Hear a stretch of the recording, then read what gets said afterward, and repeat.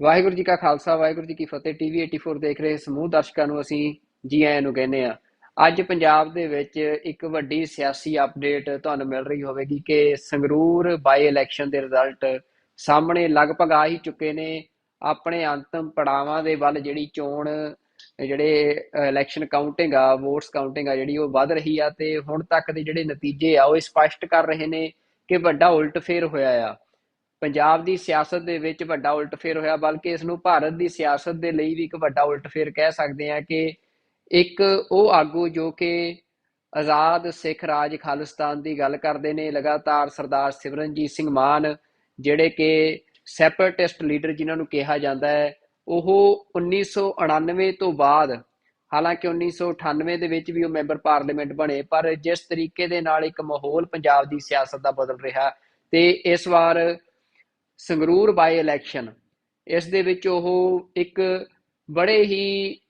ਗਹਿ-ਗੱਚ ਮੁਕਾਬਲੇ ਦੇ ਵਿੱਚ ਆਮ ਆਦਮੀ ਪਾਰਟੀ ਤੋਂ ਜਿੱਤਦੇ ਨਜ਼ਰ ਆ ਰਹੇ ਨੇ। ਸੰਗਰੂਰ ਬਾਈ ਇਲੈਕਸ਼ਨ ਦੇ ਵਿੱਚ ਹਾਲਾਂਕਿ ਪੰਜਾਬ ਦੀਆਂ ਸਾਰੀਆਂ ਹੀ ਮੁੱਖ ਸਿਆਸੀ ਪਾਰਟੀਆਂ ਜਿਹੜੀਆਂ ਨੇ ਉਹ ਚੋਣ ਮੁਕਾਬਲੇ ਦੇ ਵਿੱਚ ਸੀ, ਜਿਨ੍ਹਾਂ ਦੇ ਵਿੱਚ ਇਸ ਸਮੇਂ ਪੰਜਾਬ ਦੀ ਸੱਤਾ ਦੇ ਉੱਤੇ ਕਾਬਜ਼ ਤੇ 3 ਮਹੀਨੇ ਪਹਿਲਾਂ ਹੀ ਬੜੇ ਵੱਡੇ ਬਹੁਮਤ ਦੇ ਨਾਲ ਪੰਜਾਬ ਦੀ ਸਰਕਾਰ ਬਣਾਉਣ ਵਾਲੀ ਆਮ ਆਦਮੀ ਪਾਰਟੀ ਦੇ ਗੁਰਮੇਲ ਸਿੰਘ ਮੁੱਖ ਮੁਕਾਬਲੇ ਦੇ ਵਿੱਚ ਸਨ। ਉਸ ਤੋਂ ਇਲਾਵਾ ਕਾਂਗਰਸ ਦੇ ਦਲਬੀਰ ਸਿੰਘ ਗੋਲਡੀ ਮੁਕਾਬਲੇ ਦੇ ਵਿੱਚ ਸਨ। ਸ਼੍ਰੋਮਣੀ ਅਕਾਲੀ ਦਲ ਬਾਦਲ ਵੱਲੋਂ ਭਾਈ ਬਲਵੰਤ ਸਿੰਘ ਰਾਜੋਆਣਾ ਦੇ ਭੈਣ ਜੀ ਹੋਰਾਂ ਨੂੰ ਉਮੀਦਵਾਰ ਬਣਾਇਆ ਗਿਆ ਸੀ, ਉਹ ਵੀ ਮੁੱਖ ਉਮੀਦਵਾਰ ਮੰਨੇ ਜਾ ਰਹੇ ਸੀ। ਤੇ ਇਸ ਤੋਂ ਇਲਾਵਾ ਕੇਵਲ ਸਿੰਘ ਢਿੱਲੋਂ ਜੋ ਪਹਿਲਾਂ ਕਦੇ ਕਾਂਗਰਸ 'ਚ ਸੀ ਤੇ ਹੁਣ ਭਾਜਪਾ ਦਾ ਹਿੱਸਾ ਬਣੇ ਸੀ, ਭਾਜਪਾ ਜੁਆਇਨ ਕੀਤੀ ਸੀ, ਉਹ ਵੀ ਮੁਕਾਬਲੇ 'ਚ ਸੀ। ਪਰ ਸਿਮਰਨਜੀਤ ਸਿੰਘ ਮਾਨ ਦਾ ਉਭਾਰ ਜਿਹੜਾ ਆ ਉਹ ਹਰ ਇੱਕ ਨੂੰ ਹੈਰਾਨ ਕਰ ਰਿਹਾ ਸੀ, ਖਾਸ ਕਰਕੇ ਇਸ ਇਲੈਕਸ਼ਨ ਦੇ ਵਿੱਚ। ਤੇ ਜ਼ਮੀਨੀ ਪੱਧਰ ਤੇ ਇਹੀ ਰਿਪੋਰਟਾਂ ਆ ਰਹੀਆਂ ਸੀ ਕਿ ਮੁੱਖ ਮੁਕਾਬਲਾ ਜਿਹੜਾ ਫਸਵਾਂ ਮੁਕਾਬਲਾ ਉਹ ਆਮ ਆਦਮੀ ਪਾਰਟੀ ਅਤੇ ਸ਼੍ਰੋਮਣੀ ਅਕਾਲੀ ਦਲ ਅੰਮ੍ਰਿਤਸਰ ਦੇ ਸਿਮਰਨਜੀਤ ਸਿੰਘ ਮਾਨ ਦਰਮਿਆਨ ਹੋਵੇਗਾ। ਤੇ ਜਿਸ ਤਰ੍ਹਾਂ ਹੀ ਅੱਜ ਚੋਣ ਨਤੀਜੇ ਆਉਣੇ ਸ਼ੁਰੂ ਹੋਏ ਤਾਂ ਸ਼ੁਰੂਆਤ ਤੋਂ ਹੀ ਸਿਮਰਨਜੀਤ ਸਿੰਘ ਮਾਨ ਜਿਹੜੇ ਆ ਉਹ ਇਹਨਾਂ ਨਤੀਜਿਆਂ ਦੇ ਵਿੱਚ ਲੀਡ ਲੈਂਦੇ ਨਜ਼ਰ ਆ ਰਹੇ ਨੇ। ਪਰ ਇਹ ਇਲੈਕਸ਼ਨ ਇਹ ਮਹਿਜ਼ ਇੱਕ ਬਾਈ ਇਲੈਕਸ਼ਨ ਨਹੀਂ, ਇਹ ਬੜੇ ਸਮੀਕਰਨ ਬਦਲਣ ਜਾ ਰਹੀ ਆ ਪੰਜਾਬ ਦੀ ਸਿਆਸਤ ਦੇ। ਤੇ ਇਸ ਬਾਰੇ ਬੜੀਆਂ ਹੁਣ ਟਿੱਪਣੀਆਂ ਵੀ ਤੁਸੀਂ ਦੇਖੋਗੇ, ਬੜੇ ਟੋਕ ਸ਼ੋਜ਼ ਵੀ ਹੋਣਗੇ। ਤੇ ਅਸੀਂ ਵੀ ਅੱਜ ਜਿਹੜੀ ਇਹ ਇਲੈਕਸ਼ਨ ਰਿਜ਼ਲਟ ਆਈ ਆ ਉਹਦੇ ਕੀ ਪ੍ਰਭਾਵ ਪੰਜਾਬ ਦੀ ਸਿਆਸਤ ਤੇ ਖਾਸ ਕਰਕੇ ਇਸ ਪੂਰੇ ਖਿੱਤੇ ਦੀ ਸਿਆਸਤ ਤੇ ਪੈ ਸਕਦੇ ਨੇ, ਉਹਦੇ ਬਾਰੇ ਅਸੀਂ ਆਪਣੇ ਇਸ ਸ਼ੋਅ ਦੇ ਵਿੱਚ ਵਿਚਾਰ ਚਰਚਾ ਕਰਾਂਗੇ। ਕਿਉਂਕਿ ਨਤੀਜੇ ਤੁਸੀਂ ਵੱਖ-ਵੱਖ ਸੋਰਸਿਸ ਦੇ ਰਾਹੀਂ, ਵੱਖ-ਵੱਖ ਨਿਊਜ਼ ਚੈਨਲਸ ਦੇ ਰਾਹੀਂ ਤੁਹਾਡੇ ਤੱਕ ਪਹੁੰਚ ਰਹੇ ਹੋਣਗੇ। ਪਰ ਇਸ ਜਿੱਤ ਦੇ ਮਾਇਨੇ ਕੀ ਨੇ, ਸਿੱਖਾਂ ਦੇ ਲਈ ਕੀ ਮਾਇਨੇ ਨੇ, ਪੰਜਾਬ ਲਈ ਕੀ ਮਾਇਨੇ ਨੇ, ਤੇ ਖਾਸ ਕਰਕੇ ਦੱਖਣੀ ਏਸ਼ੀਆ ਲਈ ਜਿਹੜਾ ਕਿ ਇਸ ਸਮੇਂ ਵਰਲਡ ਪੋਲਿਟਿਕਸ ਦਾ ਇੱਕ ਕੇਂਦਰ ਬਣਦਾ ਜਾ ਰਿਹਾ, ਤੇ ਉਹਦੇ ਲਈ ਇਸ ਜਿੱਤ ਦੇ ਕੀ ਮਾਇਨੇ ਨੇ, ਇਸ ਖਿੱਤੇ ਦੇ ਵਿੱਚ ਡੈਮੋਕ੍ਰੇਸੀ ਦੇ ਲਈ ਇਸ ਜਿੱਤ ਦੇ ਕੀ ਮਾਇਨੇ ਨੇ, ਸਿੱਖ ਐਸਪੀਰੇਸ਼ਨਸ ਦੇ ਲਈ ਇਸ ਜਿੱਤ ਦੇ ਕੀ ਮਾਇਨੇ ਨੇ। ਇਹਨਾਂ ਸਾਰੇ ਸਵਾਲਾਂ ਦੇ ਉੱਤੇ ਅਸੀਂ ਹੁਣ ਵਿਚਾਰ ਕਰਾਂਗੇ ਅਗਲੇ ਕੁਝ ਸਮੇਂ ਦੇ ਲਈ। ਤੇ ਮੇਰੇ ਨਾਲ ਇਸ ਸ਼ੋਅ ਦੇ ਵਿੱਚ ਹਾਜ਼ਰ ਰਹਿਣਗੇ ਵਿਦਿਆਰਥੀ ਆਗੂ ਨੇ, ਪੱਤਰਕਾਰ ਵੀ ਨੇ, ਜੁਝਾਰ ਸਿੰਘ, ਜਿਹੜੇ ਕਿ ਲਗਾਤਾਰ ਆਪਣਾ ਸਿੱਖ ਪਰਸਪੈਕਟਿਵ ਇੱਕ ਚੈਨਲ ਚਲਾ ਰਹੇ ਨੇ, ਜਿਹਦੇ ਉੱਤੋਂ ਉਹ ਲਗਾਤਾਰ ਖਬਰਾਂ ਤੇ ਜਿਹੜਾ ਇੱਕ ਸਿੱਖ ਨੈਰੇਟਿਵ ਆ ਉਹ ਤੁਹਾਡੇ ਨਾਲ ਸਾਂਝਾ ਕਰਦੇ ਰਹਿੰਦੇ ਨੇ। ਤੇ ਮੈਂ ਜੁਝਾਰ ਸਿੰਘ ਹੋਰਾਂ ਨੂੰ ਆਪਣੇ ਇਸ ਚੈਨਲ ਟੀਵੀ 84 ਤੇ ਜੀ ਆਇਆਂ ਨੂੰ ਕਹਿੰਦਾ। ਜੁਝਾਰ ਸਿੰਘ, ਵਾਹਿਗੁਰੂ ਜੀ ਕਾ ਖਾਲਸਾ ਵਾਹਿਗੁਰੂ ਜੀ ਕੀ ਫਤਿਹ। ਵਾਹਿਗੁਰੂ ਜੀ ਕਾ ਖਾਲਸਾ ਵਾਹਿਗੁਰੂ ਜੀ ਕੀ ਫਤਿਹ। ਇਸ ਗੱਲਬਾਤ 'ਚ ਸ਼ਾਮਲ ਕਰਨ ਲਈ ਮੈਂ ਬਹੁਤ ਬਹੁਤ ਧੰਨਵਾਦ ਕਰਦਾ ਜੀ ਤੁਹਾਡਾ। ਹਾਂਜੀ ਜੁਝਾਰ ਸਿੰਘ ਜੀ, ਸਭ ਤੋਂ ਪਹਿਲਾਂ ਤਾਂ ਜਿਹੜੀ ਇਹ ਚੋਣ ਨਤੀਜੇ ਸਾਹਮਣੇ ਆ ਰਹੇ ਨੇ, ਅਸੀਂ ਦੇਖ ਰਹੇ ਹਾਂ ਕਿ ਜੇ ਮੈਂ ਹੁਣ ਤੁਹਾਨੂੰ ਜਿਹੜੇ ਲੇਟੈਸਟ ਅੰਕੜੇ ਨੇ ਜੇ ਆਪਾਂ ਉਹਨਾਂ ਦੀ ਗੱਲ ਕਰੀਏ ਤਾਂ ਮੁੱਖ ਮੁਕਾਬਲਾ ਗੁਰਮੇਲ ਸਿੰਘ ਆਮ ਆਦਮੀ ਪਾਰਟੀ ਤੇ ਸਿਮਰਨਜੀਤ ਸਿੰਘ ਮਾਨ ਸ਼੍ਰੋਮਣੀ ਅਕਾਲੀ ਦਲ ਅੰਮ੍ਰਿਤਸਰ ਦੇ ਦਰਮਿਆਨ ਹੀ ਮੁੱਢ ਤੋਂ ਬਣਿਆ ਹੋਇਆ। ਤੇ ਸਿਮਰਨਜੀਤ ਸਿੰਘ ਮਾਨ 2,42,488 ਵੋਟਾਂ ਦੇ ਨਾਲ ਅੱਗੇ ਚੱਲ ਰਹੇ ਨੇ, ਜਦਕਿ ਗੁਰਮੇਲ ਸਿੰਘ 2,37,645 ਵੋਟਾਂ ਜਿਹੜੀਆਂ ਨੇ ਉਹਨਾਂ ਦੇ ਨਾਲ ਦੂਜੇ ਨੰਬਰ ਤੇ ਚੱਲ ਰਹੇ ਨੇ। ਲਗਭਗ 5,000 ਦਾ ਜਿਹੜਾ ਫਰਕ ਆ ਇਹ ਬਣਿਆ ਹੋਇਆ। ਹੁਣ ਕਦੇ ਉਹ 3,000 ਦਾ ਹੋ ਜਾਂਦਾ, ਕਦੇ 5,000 ਦਾ ਹੋ ਜਾਂਦਾ, ਜਿਵੇਂ ਜਿਵੇਂ ਲਗਾਤਾਰ ਗਿਣਤੀ ਜਿਹੜੀ ਆ ਵੋਟਾਂ ਦੀ ਹੋ ਰਹੀ ਆ। ਹੁਣ ਆਖਰੀ ਪੜਾਅ ਵੱਲ ਨੂੰ ਇਹ ਗਿਣਤੀ ਜਾ ਰਹੀ ਆ। ਤਾਂ ਕੀ ਲੱਗ ਰਿਹਾ ਤੁਹਾਨੂੰ ਇਹ ਜਿਹੜੇ ਸੰਗਰੂਰ ਹਮੇਸ਼ਾ ਇਹ ਕਿਹਾ ਜਾਂਦਾ ਕਿ ਜਿਹੜੀ ਸਥਾਪਤੀ ਆ, ਜਿਹੜੀ ਐਸਟੈਬਲਿਸ਼ਮੈਂਟ ਆ, ਜਿਹੜੀ ਸੱਤਾ ਆ, ਉਹਦੇ ਖਿਲਾਫ ਆਪਣਾ ਫਤਵਾ ਦਿੰਦਾ ਹੈ। ਇੱਕ ਬਾਗੀ ਸੁਰੇ ਸੰਗਰੂਰ ਦਾ ਹਲਕਾ ਰੱਖਦਾ, ਪਹਿਲਾਂ ਵੀ ਸਿਮਰਨਜੀਤ ਸਿੰਘ ਮਾਨ ਨੂੰ ਜਿਤਾ ਚੁੱਕਿਆ, ਤੇ ਇਸ ਵਾਰ ਸੰਗਰੂਰ ਦੇ ਵਿੱਚ ਵੋਟ ਪਰਸੈਂਟੇਜ ਘੱਟ ਪੋਲ ਹੋਈ, ਪਰ ਉਸ ਤੋਂ ਬਾਅਦ ਜਿਹੜੇ ਨਤੀਜੇ ਆਏ ਨੇ, ਜਿਵੇਂ ਇੱਕ ਸੈਪਰੇਟਿਸਟ ਲੀਡਰ ਆ ਖਾਲਿਸਤਾਨ ਦੀ, ਸ਼ਰੇਆਮ ਖਾਲਿਸਤਾਨ ਦੀ ਪੋਲਿਟਿਕਸ ਕਰਨ ਵਾਲੇ ਸਰਦਾਰ ਸਿਮਰਨਜੀਤ ਸਿੰਘ ਮਾਨ ਨੇ ਉਹਨਾਂ ਦੇ ਹੱਕ 'ਚ ਫਤਵਾ ਸੰਗਰੂਰ ਨੇ ਦਿੱਤਾ। ਇਹਦੇ ਬਾਰੇ ਕੀ ਕਹਿਣਾ ਚਾਹੁੰਦੇ ਹੋ? ਦੇਖੋ, ਇਹ ਸਿੱਖ ਜਗਤ ਵਾਸਤੇ ਇੱਕ ਬਹੁਤ ਖੁਸ਼ੀ ਦੀ ਗੱਲ ਹੈ, ਕਿਉਂਕਿ ਆਪਾਂ ਪਿਛਲੇ ਲੰਮੇ ਸਮੇਂ ਤੋਂ ਇੱਕ ਅੰਡਰ ਕਰੰਟ ਵੇਖ ਰਹੇ ਸਾਂ ਜਿਹੜੀ ਨੌਜਵਾਨਾਂ ਦੇ ਵਿੱਚ ਸੀ। ਉਹ ਨੌਜਵਾਨ ਜਿਹੜੇ ਖਾਸ ਕਰਕੇ 90ਵਿਆਂ ਦੇ ਦਹਾਕੇ ਤੋਂ, ਜਦੋਂ ਕਿ ਪੰਜਾਬ ਦੀ ਸਟਰਗਲ ਆਪਣੇ ਅਖੀਰੀ ਪੜਾਅ 'ਚ ਸੀ, ਉਦੋਂ ਉਸ ਸਮੇਂ ਦੇ ਕਰੀਬ ਜਨਮ ਲੈਣ ਵਾਲੇ ਜੋ ਸਿੱਖ ਨੌਜਵਾਨ ਅੱਜ ਦੇ ਸਮੇਂ ਦੇ ਵਿੱਚ ਆਪਣੇ ਬਚਪਨ ਤੋਂ ਇਹਨਾਂ ਸਾਰੇ ਘਟਨਾਵਾਂ ਨੂੰ ਨਾਲ ਉਹ ਕਿਸੇ ਨਾ ਕਿਸੇ ਰੂਪ 'ਚ ਮੁਖਾਤਬ ਹੁੰਦੇ ਰਹੇ ਨੇ। ਹਾਲਾਂਕਿ ਇਸ ਚੀਜ਼ ਨੂੰ ਉਹਨਾਂ ਦੇ ਪਰਿਵਾਰਾਂ ਵੱਲੋਂ ਵੀ ਵਰਜਿਆ ਗਿਆ, ਇੱਕ ਕਾਮਨ ਇਹ ਨੈਰੇਟਿਵ ਬਿਲਡ ਕੀਤਾ ਗਿਆ ਕਿ ਉਹ ਕਾਲਾ ਦੌਰ ਸੀ, ਉਸ ਸਮੇਂ ਜੋ ਕੁਛ ਹੋਇਆ ਉਸ ਨੂੰ ਭੁਲਾ ਕੇ ਅੱਗੇ ਵਧਣਾ ਚਾਹੀਦਾ। ਪਰ ਇਵੇਂ ਨਹੀਂ ਹੋਇਆ। ਸਟੇਟ ਵੱਲੋਂ ਦਿੱਤਾ ਨੈਰੇਟਿਵ ਹੈ ਜਿਹੜਾ ਉਹ ਲਗਾਤਾਰ ਟੁੱਟਦਾ ਰਿਹਾ, ਤੇ ਕਈ ਕਾਰਨ ਸਮੇਂ ਦਰ ਸਮੇਂ ਬਣਦੇ ਰਹੇ ਕਿ ਨੌਜਵਾਨਾਂ ਨੇ ਆਪਣਾ ਪਿੱਛਾ ਭਾਉ ਕੇ ਵੇਖਿਆ। 84 ਆ ਜੋ 84 ਤੋਂ ਬਾਅਦ ਵਾਪਰਿਆ ਉਹਨੂੰ ਭੁੱਲ ਨਹੀਂ ਸਕੇ। ਭੁੱਲਣ ਦੀ ਬਜਾਏ ਉਹਨਾਂ ਨੇ ਉਸ ਸਾਰੀ ਗੱਲਬਾਤ ਨੂੰ ਸਾਰੀ ਦੁਨੀਆ ਦੇ ਸਾਹਮਣੇ ਲਿਆ ਕੇ ਖੜਾ ਕਰ ਦਿੱਤਾ। ਇੱਥੋਂ ਤੱਕ ਕਿ ਇੰਟਰਨੈਸ਼ਨਲ ਦੇਖੀਏ ਆਪਾਂ ਲੈਵਲ ਤੇ ਜਾ ਕੇ ਤਾਂ ਕਈ ਮੁਲਕਾਂ ਦੀਆਂ ਸਟੇਟ ਅਸੈਂਬਲੀਜ਼ ਤੱਕ ਉਹਨਾਂ ਨੇ ਖਾਲਿਸਤਾਨ ਦੇ ਮਤੇ ਪਾਉਣ ਦੇ ਵਿੱਚ ਕਾਮਯਾਬੀ ਹਾਸਲ ਕੀਤੀ ਤੇ ਆਪਣੀ ਗੱਲ ਨੂੰ ਇੰਟਰਨੈਸ਼ਨਲ ਲੈਵਲ ਦੇ ਉੱਪਰ ਲਿਜਾਏ। ਪਰ ਜਦੋਂ ਪੰਜਾਬ ਦੀ ਗੱਲ ਕਰਦੇ ਆ ਤਾਂ ਇਹ ਇੱਕ ਮਿਹਣਾ ਦਿੱਤਾ ਜਾਂਦਾ ਸੀ ਕਿ ਖਾਲਿਸਤਾਨ ਦੀ ਗੱਲ ਕਰਨ ਵਾਲਿਆਂ ਨੂੰ ਕਿ ਇਹ ਤੁਹਾਡੀ ਇਸ ਗੱਲਬਾਤ ਨੂੰ ਤੁਸੀਂ ਵੋਟ 'ਚ ਤਾਂ ਕਨਵਰਟ ਕਰ ਨਹੀਂ ਪਾਉਂਦੇ। ਖਾਸ ਕਰਕੇ ਸਿਮਰਨਜੀਤ ਸਿੰਘ ਮਾਨ ਨੂੰ ਪੱਤਰਕਾਰਾਂ ਵੱਲੋਂ ਚੱਲਦੀ ਇੰਟਰਵਿਊ 'ਚ ਵੀ ਜਲੀਲ ਕੀਤਾ ਜਾਂਦਾ ਸੀ ਕਿ ਤੁਸੀਂ ਇਹ ਗੱਲ ਕਹਿੰਦੇ ਹੋ ਕਿ ਤੁਸੀਂ ਸਿੱਖਾਂ ਦੀ ਗੱਲ ਕਰਦੇ ਹੋ, ਤੁਸੀਂ ਸਿੱਖਾਂ ਦੇ ਜਿਹੜਾ ਸਟੈਂਡ ਸੀ ਅੰਮ੍ਰਿਤਸਰ ਐਲਾਨਨਾਮਾ ਸੀ, ਅਨੰਦਪੁਰ ਦਾ ਮਤਾ ਸੀ, ਵੀ ਇੱਕੋ ਇੱਕ ਲੀਡਰ ਕਲੇਮ ਕਰਦੇ ਤੁਸੀਂ ਖੜੇ ਹੋ, ਤਾਂ ਜੇ ਤੁਹਾਡੀ ਗੱਲ ਲੋਕ ਸਹੀ ਮੰਨਦੇ ਨੇ ਤਾਂ ਵੋਟ ਕਿਉਂ ਨਹੀਂ ਪਾਉਂਦੇ। ਮੈਂ ਸਭ ਤੋਂ ਪਹਿਲੀ ਤਾਂ ਜਿਹੜੀ ਇਹਦੇ ਵਿੱਚ ਵੱਡੀ ਗੱਲ ਆ ਉਹ ਸਰਦਾਰ ਸਿਮਰਨਜੀਤ ਸਿੰਘ ਮਾਨ ਦੀ ਦ੍ਰਿੜਤਾ ਆ। ਲਗਾਤਾਰ 10 ਇਲੈਕਸ਼ਨਸ ਹਾਰਨਾ, ਤੇ ਉਹ ਵੀ ਬੁਰੀ ਤਰ੍ਹਾਂ, ਜਿਹਦੇ ਵਿੱਚ ਜ਼ਮਾਨਤਾਂ ਤੱਕ ਵੀ ਜ਼ਬਤ ਆਪਣੇ ਲੋਕਾਂ ਨੇ ਕਰਵਾਈਆਂ ਉਹਨਾਂ ਦੀਆਂ। 5 ਵਿਧਾਨ ਸਭਾ ਦੀਆਂ ਇਲੈਕਸ਼ਨ, 5 ਲੋਕ ਸਭਾ ਦੀਆਂ ਇਲੈਕਸ਼ਨ। ਆਮ ਤੌਰ ਤੇ ਵੇਖਿਆ ਜਾਂਦਾ 1, 2 ਜਾਂ 3 ਹਾਰਾਂ ਤੋਂ ਬਾਅਦ ਲੀਡਰ ਲੱਭਿਆ ਨਹੀਂ ਇੱਥੇ ਹੁੰਦੇ, ਉਹ ਆਪਣਾ ਕੋਈ ਨਾ ਕੋਈ ਕਾਰੋਬਾਰ ਅੱਡ ਸ਼ੁਰੂ ਕਰ ਲੈਂਦੇ। ਪਰ ਸਿਮਰਨਜੀਤ ਸਿੰਘ ਮਾਨ ਨੇ ਇੱਕ ਦ੍ਰਿੜਤਾ ਦਿਖਾਈ ਆ ਤੇ ਬੜੇ ਲੰਮੇ ਸਮੇਂ ਬਾਅਦ ਜਿੱਤ ਉਹਨਾਂ ਦੀ ਝੋਲੀ ਦੇ ਵਿੱਚ ਪਈ ਆ। ਤੇ ਜਿਮਣੀ ਚੋਣ ਜਿੱਤਣੀ ਉਸ ਤੋਂ ਵੀ ਵੱਡੀ ਗੱਲ ਹੋ ਜਾਂਦੀ ਹੈ, ਕਿਉਂਕਿ ਜਿਮਣੀ ਚੋਣ ਆ ਜਿਹੜੀ ਉਹ ਕਿਸੇ ਪਾਰਟੀ ਦੇ ਖਿਲਾਫ ਨਹੀਂ ਹੁੰਦੀ, ਉਹ ਇੱਕ ਸਰਕਾਰ ਦੇ ਖਿਲਾਫ ਹੁੰਦੀ ਹੈ। ਤਾਂ ਉਹ ਸਰਕਾਰ ਜਿਹੜੀ ਹਜੇ 3 ਮਹੀਨੇ ਪਹਿਲਾਂ ਜਿੱਤ ਕੇ ਸੱਤਾ 'ਚ ਆਈ ਹੈ ਤੇ 92 ਸੀਟਾਂ ਜਿੱਤੀਆਂ, ਮਾਲਵੀ ਦੇ 69 ਦੇ ਵਿੱਚੋਂ 65 ਸੀਟਾਂ ਜਿੱਤੀਆਂ, ਤੇ ਜਿਹਦੇ ਵਿੱਚੋਂ ਗੜ੍ਹ ਸੰਗਰੂਰ ਬਣਿਆ। ਸੰਗਰੂਰ ਆਮ ਆਦਮੀ ਪਾਰਟੀ ਦੀ ਰਾਜਧਾਨੀ ਮੰਨੀ ਜਾਂਦੀ ਹੈ। ਪਹਿਲੀ ਵਾਰ ਜਿਹੜੀ ਲੋਕ ਸਭਾ ਦੇ ਵਿੱਚ ਜਿਹੜੀ ਸ਼ਾਨਦਾਰ ਜਿੱਤ ਦਰਜ ਕੀਤੀ ਸੀ ਭਗਵੰਤ ਮਾਨ ਨੇ।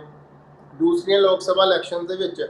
ਭਗਵੰਤ ਮਾਨ ਫਿਰ ਜਿੱਤੇ, ਸਿਰਫ ਇੱਕੋ ਸੀਟ ਬਚੀ। ਤੇ ਹੁਣ ਜਿਹੜੀ ਜਿਮਣੀ ਚੋਣ ਹੋਈ ਹੈ, ਇੱਕ ਸੀਟ ਵੀ ਲੋਕ ਸਭਾ ਦੀ ਜਿਹੜੀ ਉਹਨਾਂ ਕੋਲ ਖੋਲੀ ਗਈ ਆ, ਤੇ ਉਹ ਜਿੱਤ ਕੇ ਕਿਹਦੇ ਖਾਤੇ ਆਈ ਹੈ? ਸਰਦਾਰ ਸਿਮਰਨਜੀਤ ਸਿੰਘ ਮਾਨ ਦੇ। ਉਹ ਬੰਦਾ ਜਿਹੜਾ ਖਾਲਿਸਤਾਨ ਦੇ ਉੱਪਰ ਅੱਜ ਵੀ ਖੜਾ ਆ। ਤੇ ਇਹ ਜਿਹੜੀ ਜਿੱਤ ਵਾ ਇਹ ਪੰਥਕ ਹਲਕਿਆਂ ਵਾਸਤੇ ਬਹੁਤ ਵੱਡੀ ਜਿਹੜੀ ਜਿੱਤ ਕਹਿ ਸਕਦੇ ਹਾਂ। ਜਿਹਦਾ ਸ਼੍ਰੋਮਣੀ ਅਕਾਲੀ ਦਲ ਬਾਦਲ ਵੱਲੋਂ ਕਲੇਮ ਕੀਤਾ ਜਾਂਦਾ ਸੀ ਕਿ ਉਹ ਇੱਕ ਸਿਰਮੌਰ ਸਿੱਖਾਂ ਦੀ ਜਥੇਬੰਦੀ ਆ, ਤੇ ਉਹ ਵਨ ਐਂਡ ਓਨਲੀ ਕਲੇਮ ਕਰਦੇ ਸੀ ਕਿ ਜਿਹੜਾ ਦਾਅਵਾ ਆ ਸਿੱਖਾਂ ਦੀ ਗੱਲ ਕਰਨ ਦਾ ਜਾਂ ਪੰਜਾਬ ਦੀ ਗੱਲ ਕਰਨ ਦਾ, ਉਹ ਸਿਰਫ ਅਕਾਲੀ ਦਲ ਬਾਦਲ ਦਾ ਆ। ਪਰ ਲਗਾਤਾਰ ਉਹਨਾਂ ਨੇ ਉਸ ਗੱਲ ਨੂੰ ਖੋਰਾ ਲਾਇਆ, ਆਪਣੇ ਨਿੱਜੀ ਹਿੱਤਾਂ ਨੂੰ ਅੱਗੇ ਰੱਖ ਕੇ ਉਹ ਚੋਣਾਂ ਲੜਦੇ ਰਹੇ ਆ। ਤੇ ਸੁੰਗੜ ਦੇ ਇੱਥੋਂ ਤੱਕ ਪਹੁੰਚ ਗਿਆ ਕਿ ਅੱਜ ਉਹਨਾਂ ਕੋਲ ਸਿਰਫ 2 MP ਦੀਆਂ ਸੀਟਾਂ ਬਚੀਆਂ ਤੇ 3 ਜਿਹੜੀਆਂ ਵਿਧਾਨ ਸਭਾ ਦੀਆਂ। ਅੱਜ ਦੀ ਇਲੈਕਸ਼ਨ ਦੇ ਵਿੱਚ ਤੁਸੀਂ ਵੇਖੋ 40-50 ਹਜ਼ਾਰ ਵੋਟ ਜੋਆਣਾ ਸਾਹਿਬ ਦੀ ਭੈਣ ਨੂੰ। ਹਾਲਾਂਕਿ ਉਹਨਾਂ ਦੀ ਭੈਣ ਦਾ ਸਤਿਕਾਰ ਕਰਦਾ ਹੈ ਪੰਥ, ਕਿਸੇ ਨੇ ਉਹਨਾਂ ਦੇ ਖਿਲਾਫ ਕੁਝ ਉਵੇਂ ਦੀ ਸ਼ਬਦਾਵਲੀ ਨਹੀਂ ਵਰਤੀ ਜਾਂ ਕੋਈ ਉਹਨਾਂ ਦੇ ਖਿਲਾਫ ਪ੍ਰਚਾਰ ਨਹੀਂ ਕੀਤਾ। ਪਰ ਲੋਕਾਂ ਦੇ ਵਿੱਚ ਗੁੱਸਾ ਹੀ ਐਵੇਂ ਦੇ ਆ ਕਿ ਰਾਜੋਆਣਾ ਸਾਹਿਬ ਦੀ ਭੈਣ ਨੂੰ ਖਿਲਾਰ ਕੇ ਵੀ ਅਕਾਲੀ ਦਲ ਬਾਦਲ ਉੱਥੇ 50,000 ਦਾ ਅੰਕੜਾ ਨਹੀਂ ਹੋ ਸਕਿਆ।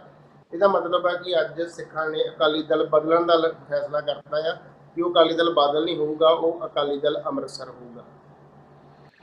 ਬਿਲਕੁਲ, ਇਹ ਜਿਹੜੀ ਗੱਲ ਆ ਵੀ ਜਿਹੜੀ ਸਿੱਖ ਪੋਲਿਟਿਕਸ ਆ ਉਹਦੇ ਵਿੱਚ ਇਹ ਜਿਹੜਾ ਸ਼ਿਫਟ ਆ ਵੱਡਾ, ਖਾਸ ਕਰਕੇ ਅਸੀਂ ਗੱਲ ਕਰੀਏ ਜਿਹੜਾ ਅਕਾਲੀ ਦਲ ਬਾਦਲ ਆ ਉਹਦੇ ਬਾਰੇ। ਜੁਝਾਰ ਸਿੰਘ, ਤੁਹਾਨੂੰ ਮੇਰੀ ਆਵਾਜ਼ ਆ ਰਹੀ ਆ? ਹਾਂਜੀ ਬਿਲਕੁਲ ਜੀ, ਆ ਰਹੀ। ਬਿਲਕੁਲ। ਅਕਾਲੀ ਦਲ ਬਾਦਲ ਦੇ ਖਿਲਾਫ ਕਈ ਅਟੈਂਪਟਸ ਹੋਏ ਆ। ਅਕਾਲੀ ਦਲ ਬਾਦਲ ਦੇ ਖਿਲਾਫ ਜਿਵੇਂ ਟੋੜਾ, ਗੁਰਚਰਨ ਸਿੰਘ ਟੋੜਾ ਹੋਰਾਂ ਦਾ ਇੱਕ ਅਟੈਂਪਟ ਸੀ, ਉਹ ਵੀ ਕਿਹਾ ਜਾਂਦਾ ਕਿ ਉਹ ਫੇਲ ਹੋਇਆ, ਬੁਰੀ ਤਰ੍ਹਾਂ ਫੇਲ ਹੋਇਆ, ਤੇ ਫਿਰ ਗੁਰਚਰਨ ਸਿੰਘ ਟੋੜਾ ਹੋਰਾਂ ਨੂੰ ਅਕਾਲੀ ਦਲ ਬਾਦਲ ਦੇ ਨਾਲ ਜਾ ਕੇ ਸ਼ਾਮਲ ਹੋਣਾ ਪਿਆ। ਪਰ ਇਸ ਜਿਹੜਾ ਸਮਾਂ ਆ ਵੀ ਸਿਮਰਨਜੀਤ ਸਿੰਘ ਮਾਨ ਇਹ ਸਾਰੇ ਸਮੇਂ ਦੇ ਦੌਰਾਨ ਉਹ ਆਪਣੀ ਜਗ੍ਹਾ ਦੇ ਉੱਤੇ, ਆਪਣੇ ਸਟੈਂਡ ਦੇ ਉੱਤੇ ਦ੍ਰਿੜਤਾ ਦੇ ਨਾਲ ਖੜੇ ਰਹੇ, ਭਾਵੇਂ ਕਿ ਉਹਨਾਂ ਨੂੰ ਬੁਰੀਆਂ ਹਾਰਾਂ ਵੀ ਜਿਹੜੀਆਂ ਨੇ ਉਹ ਝੱਲਣੀਆਂ ਪਈਆਂ। ਪਰ ਪਿਛਲੇ ਸਮੇਂ ਦੇ ਵਿੱਚ ਜਿਹੜੀ ਇਹ ਇੱਕ ਸ਼ਿਫਟ ਆਈ ਆ ਉਹਦੇ ਵਿੱਚ ਦੋ ਪੱਖ ਜਿਹੜੇ ਆ ਉਹ ਬੜੇ ਉੱਭਰਵੇਂ ਸਾਹਮਣੇ ਆਉਂਦੇ ਆ। ਇੱਕ ਪਾਸੇ ਤਾਂ ਕਿ ਜਿਹੜੀ ਪੰਜਾਬ ਦੀ ਐਸਟੈਬਲਿਸ਼ਡ ਪੋਲਿਟਿਕਸ ਸੀ ਉਹਦਾ ਡਿਸਕ੍ਰੈਡਿਟ ਹੋਣਾ, ਚਾਹੇ ਉਹ ਅਕਾਲੀ ਦਲ ਬਾਦਲ ਦੀ ਸੀ ਚਾਹੇ ਉਹ ਕਾਂਗਰਸ ਦੀ ਸੀ। ਉਹਦੇ ਬਦਲ ਵਜੋਂ ਜਿਹੜੀ ਚੀਜ਼ ਇੱਥੇ ਐਸਟੈਬਲਿਸ਼ ਹੋਈ, ਜਿਹੜੀ ਆਮ ਆਦਮੀ ਪਾਰਟੀ ਆ, ਜਿਹਨੇ ਕਿ ਪੰਜਾਬ ਦੇ ਸਿੱਖਾਂ ਦੇ ਆਪਣੇ ਕੌਮੀ ਮਸਲਿਆਂ ਨੂੰ ਤਾਂ ਛੱਡੋ, ਇੱਕ ਪਾਸੇ ਰੱਖਿਆ ਜਾਵੇ, ਜਿਹੜੇ ਪੰਜਾਬ ਦੇ ਰੀਜਨਲ ਇਸ਼ੂ ਵੀ ਆ, ਰੀਜਨਲ ਮਸਲੇ ਵੀ ਆ, ਉਹਨਾਂ ਨੂੰ ਵੀ ਇੱਕ ਪਾਸੇ ਕਰਕੇ ਤੇ ਸਿਰਫ ਜਿਹੜੇ ਉਹ ਮਸਲੇ ਹੁੰਦੇ ਆ, ਸੜਕਾਂ ਦੇ ਮਸਲੇ, ਐਮਪਲੋਇਮੈਂਟ ਦੇ ਮਸਲੇ ਜਾਂ ਐਜੂਕੇਸ਼ਨ ਦੇਵਾਂਗੇ, ਜਿਹੜੇ ਕਿ ਕੋਈ ਰੀਜਨਲ ਡਿਮਾਂਡਸ ਨੂੰ ਐਸਪੀਰੇਸ਼ਨਸ ਦੇ ਨਾਲ ਕੋਈ ਵਾਹ ਵਾਸਤਾ ਨਹੀਂ ਰੱਖਦੇ, ਉਹਨਾਂ ਮਸਲਿਆਂ ਦੇ ਉੱਤੇ ਇੱਕ ਪੋਲਿਟਿਕਸ ਖੜੀ ਕੀਤੀ। ਇਹ ਕਿਹਾ ਜਾ ਰਿਹਾ ਸੀ ਕਿ ਪੰਜਾਬ ਦੀ ਪੋਲਿਟਿਕਸ ਜਿਹੜੀ ਆ ਉਹ ਹੁਣ ਆਪਣੇ ਉਹਨਾਂ ਮਸਲਿਆਂ ਦੀ ਨਹੀਂ ਰਹਿਣੀ ਜਿਨ੍ਹਾਂ ਦੇ ਉੱਤੇ ਪੰਜਾਬ ਦੇ ਲੋਕਾਂ ਨੇ ਮਣਾ ਮੁਹੀ ਇਸ ਧਰਤੀ ਦੇ ਉੱਤੇ ਖੂਨ ਡੋਲਿਆ, ਜਿਨ੍ਹਾਂ ਹੱਕਾਂ ਦੇ ਲਈ ਪੰਜਾਬ ਨੇ ਸੰਘਰਸ਼ ਕੀਤਾ। ਆਮ ਆਦਮੀ ਪਾਰਟੀ ਦੀ ਜਿੱਤ ਤੋਂ ਬਾਅਦ ਇਹ ਪ੍ਰਚਾਰਿਆ ਜਾ ਰਿਹਾ ਸੀ। ਪਰ ਹੁਣ 3 ਮਹੀਨਿਆਂ ਦੇ ਬਾਅਦ ਹੀ ਆਮ ਆਦਮੀ ਪਾਰਟੀ ਦਾ ਜਿਹੜਾ ਉਹ ਗੜ੍ਹ, ਜਿਹੜਾ ਕਿਲ੍ਹਾ ਮੰਨਿਆ ਜਾਂਦਾ ਸੀ, ਉਹ ਸੰਗਰੂਰ ਦਾ ਹਲਕਾ, ਉਹਦੇ ਵਿੱਚ ਇਸ ਤਰ੍ਹਾਂ ਦੇ ਨਤੀਜੇ ਆਉਣੇ। ਤੇ ਦੂਜੇ ਪਾਸੇ ਜਿਹੜਾ ਇੱਕ ਨੌਜਵਾਨ ਵਰਗ ਆ, ਚਾਹੇ ਉਹ ਦੀਪ ਸਿੱਧੂ ਦੇ ਰੂਪ 'ਚ ਹੋਵੇ ਚਾਹੇ ਉਹ ਸਿੱਧੂ ਮੂਸੇਵਾਲਾ ਦੇ ਰੂਪ 'ਚ ਹੋਵੇ, ਜਿਵੇਂ ਇਹਨਾਂ ਨੌਜਵਾਨਾਂ ਨੇ ਸੋਵਰੈਨਿਟੀ ਦੀ ਗੱਲ ਕੀਤੀ, ਜਿਵੇਂ ਇਹਨਾਂ ਨੌਜਵਾਨਾਂ ਨੇ ਸਿੱਖਾਂ ਦੀ ਪੋਲੀਟੀਕਲ ਐਸਪੀਰੇਸ਼ਨ ਦੀ ਗੱਲ ਕੀਤੀ, ਤੇ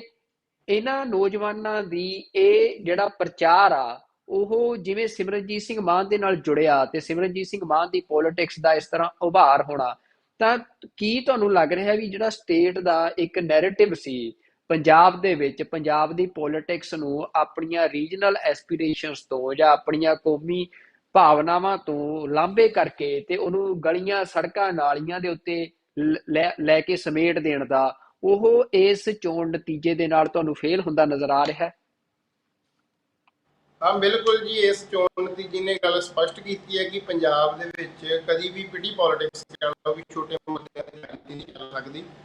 ਕਿਉਂਕਿ ਇਹ ਉਹ ਲੋਕ ਨੇ ਜਿਨ੍ਹਾਂ ਨੇ ਜਾਂ ਤਾਂ ਰਾਜ ਭਾਗ ਹੰਢਾਇਆ ਆ ਤੇ ਜਾਂ ਤਾਂ ਰਾਜ ਦੇ ਹੱਥੋਂ ਮਾਰ ਖਾ ਕੇ ਉਹਨਾਂ ਦੇ ਖਿਲਾਫ ਹੁੰਦੇ ਆ। ਤਾਂ ਇਹਨਾਂ ਲੋਕਾਂ ਦੀ ਕਦੀ ਵੀ ਜਿਹੜੀ ਗਲੀਆਂ ਨਾਲੀਆਂ ਤੱਕ ਰੁਜ਼ਗਾਰ ਦਾ ਮੁੱਦਾ ਠੀਕ ਆ, ਮਾਇਨਾ ਰਖਾਉਂਦਾ ਆ, ਪਰ ਤੁਸੀਂ ਸਾਰਾ ਉਸੇ ਨੂੰ ਫੋਕਸ 'ਚ ਰੱਖ ਕੇ ਇਲੈਕਸ਼ਨ ਲੜ ਕੇ ਕਹੋਗੇ ਆਪਾਂ ਪੰਜਾਬ ਦਾ ਜਿਹੜਾ ਇਲੈਕਸ਼ਨ ਦਾ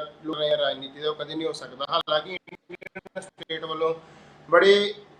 ਸੁਚੱਜੇ ਢੰਗ ਨਾਲ ਕਹਿ ਸਕਦੇ ਹਾਂ ਕਿ ਇੱਥੋਂ ਦੀ ਪੋਲਿਟਿਕਸ ਬਦਲਣ ਦੀ ਕੋਸ਼ਿਸ਼ ਕੀਤੀ ਗਈ। ਆਮ ਆਦਮੀ ਪਾਰਟੀ ਵਾਲਾ ਤਜਰਬਾ ਇੱਥੇ ਕੀਤਾ ਗਿਆ। ਹਾਲਾਂਕਿ ਇਸ ਤੋਂ ਵੀ ਮਾੜੇ ਹਾਲਾਤ ਦੇਸ਼ ਦੇ ਹੋਰਨਾਂ ਰਾਜਾਂ ਵਿੱਚ ਵੀ ਨੇ, ਉੱਥੇ ਖੇਤਰੀ ਪਾਰਟੀਆਂ ਜਿਹੜੀਆਂ ਖਤਮ ਕੀਤੀਆਂ ਗਈਆਂ। ਇੱਥੇ ਆਮ ਆਦਮੀ ਪਾਰਟੀ ਦਾ ਉਭਾਰ ਆ ਜਿਹੜਾ ਉਹ ਇੱਕ ਪਹਿਲਾਂ ਤਾਂ ਖੇਤਰ ਵਜੋਂ ਹੀ ਉਹਨੂੰ ਦੇਖ ਸਕਦੇ, ਕਿਉਂਕਿ ਲੋਕ ਅੱਕੇ ਸਨ, ਕੋਈ ਉਹਨਾਂ ਨੂੰ ਬਦਲ ਨਜ਼ਰ ਨਹੀਂ ਆਇਆ। ਪਰ ਇਸ ਵਾਰ ਜਦੋਂ ਦੀਪ ਸਿੱਧੂ ਨੇ ਜਦੋਂ ਪ੍ਰਚਾਰ ਕੀਤਾ ਸਰਦਾਰ ਸਿਮਰਨਜੀਤ ਸਿੰਘ ਮਾਨ ਦੇ ਵਾਸਤੇ, ਉਦੋਂ ਤੱਕ ਸਿਮਰਨਜੀਤ ਸਿੰਘ ਮਾਨ ਠੀਕ ਆ, ਹਰ ਵਾਰ ਦੀ ਤਰ੍ਹਾਂ ਇੱਕ ਸਿੱਖਾਂ ਦਾ ਸੈਕਸ਼ਨ ਉਹਨਾਂ ਦੀ ਇੱਜ਼ਤ ਕਰਦਾ ਆ, ਉਹ ਵੋਟ ਪੈਂਦੀ ਵੀ ਆ, ਪਰ ਉਵੇਂ ਗੇਮ ਦੇ ਵਿੱਚ ਨਹੀਂ ਸਨ। ਪਰ ਜਿਵੇਂ ਦੀਪ ਸਿੱਧੂ ਨੇ ਸਟੇਟ ਦੇ ਨੈਰੇਟਿਵ ਨੂੰ ਮੋੜਾ ਦਿੱਤਾ, ਹਾਲਾਂਕਿ ਉਸ ਦਾ ਖਮਿਆਜਾ ਉਹਨੂੰ ਆਪਣੀ ਜਾਨ ਗਵਾ ਕੇ ਭੁਗਤਣਾ ਪਿਆ, ਉਹਨੂੰ ਉੱਥੇ ਸ਼ਹਾਦਤ ਦੇਣੀ ਪਈ ਸਟੇਟ ਦਾ ਨੈਰੇਟਿਵ ਤੋੜਨ ਵਾਸਤੇ। ਪਰ ਮੈਂ ਕਹਿੰਦਾ ਕਿ ਅੱਜ ਦੀਪ ਸਿੱਧੂ ਦੀ ਜਿੱਥੇ ਵੀ ਆਤਮਾ ਹੋਊਗੀ ਉਹ ਬੜੀ ਖੁਸ਼ ਹੋਊਗੀ, ਉਹਨੂੰ ਸ਼ਾਂਤੀ ਮਿਲੀ ਹੋਊਗੀ ਕਿ ਪੰਜਾਬ ਦੇ ਲੋਕਾਂ ਨੇ ਉਹਦੀ ਕੀਤੀ ਮਿਹਨਤ ਦਾ, ਕੀਤੀ ਕੁਰਬਾਨੀ ਦਾ ਮੁੱਲ ਪਾਇਆ ਆ। ਤੇ ਅੱਜ ਪੰਜਾਬ ਦੇ ਲੋਕਾਂ ਨੇ ਉਹ ਗੱਲ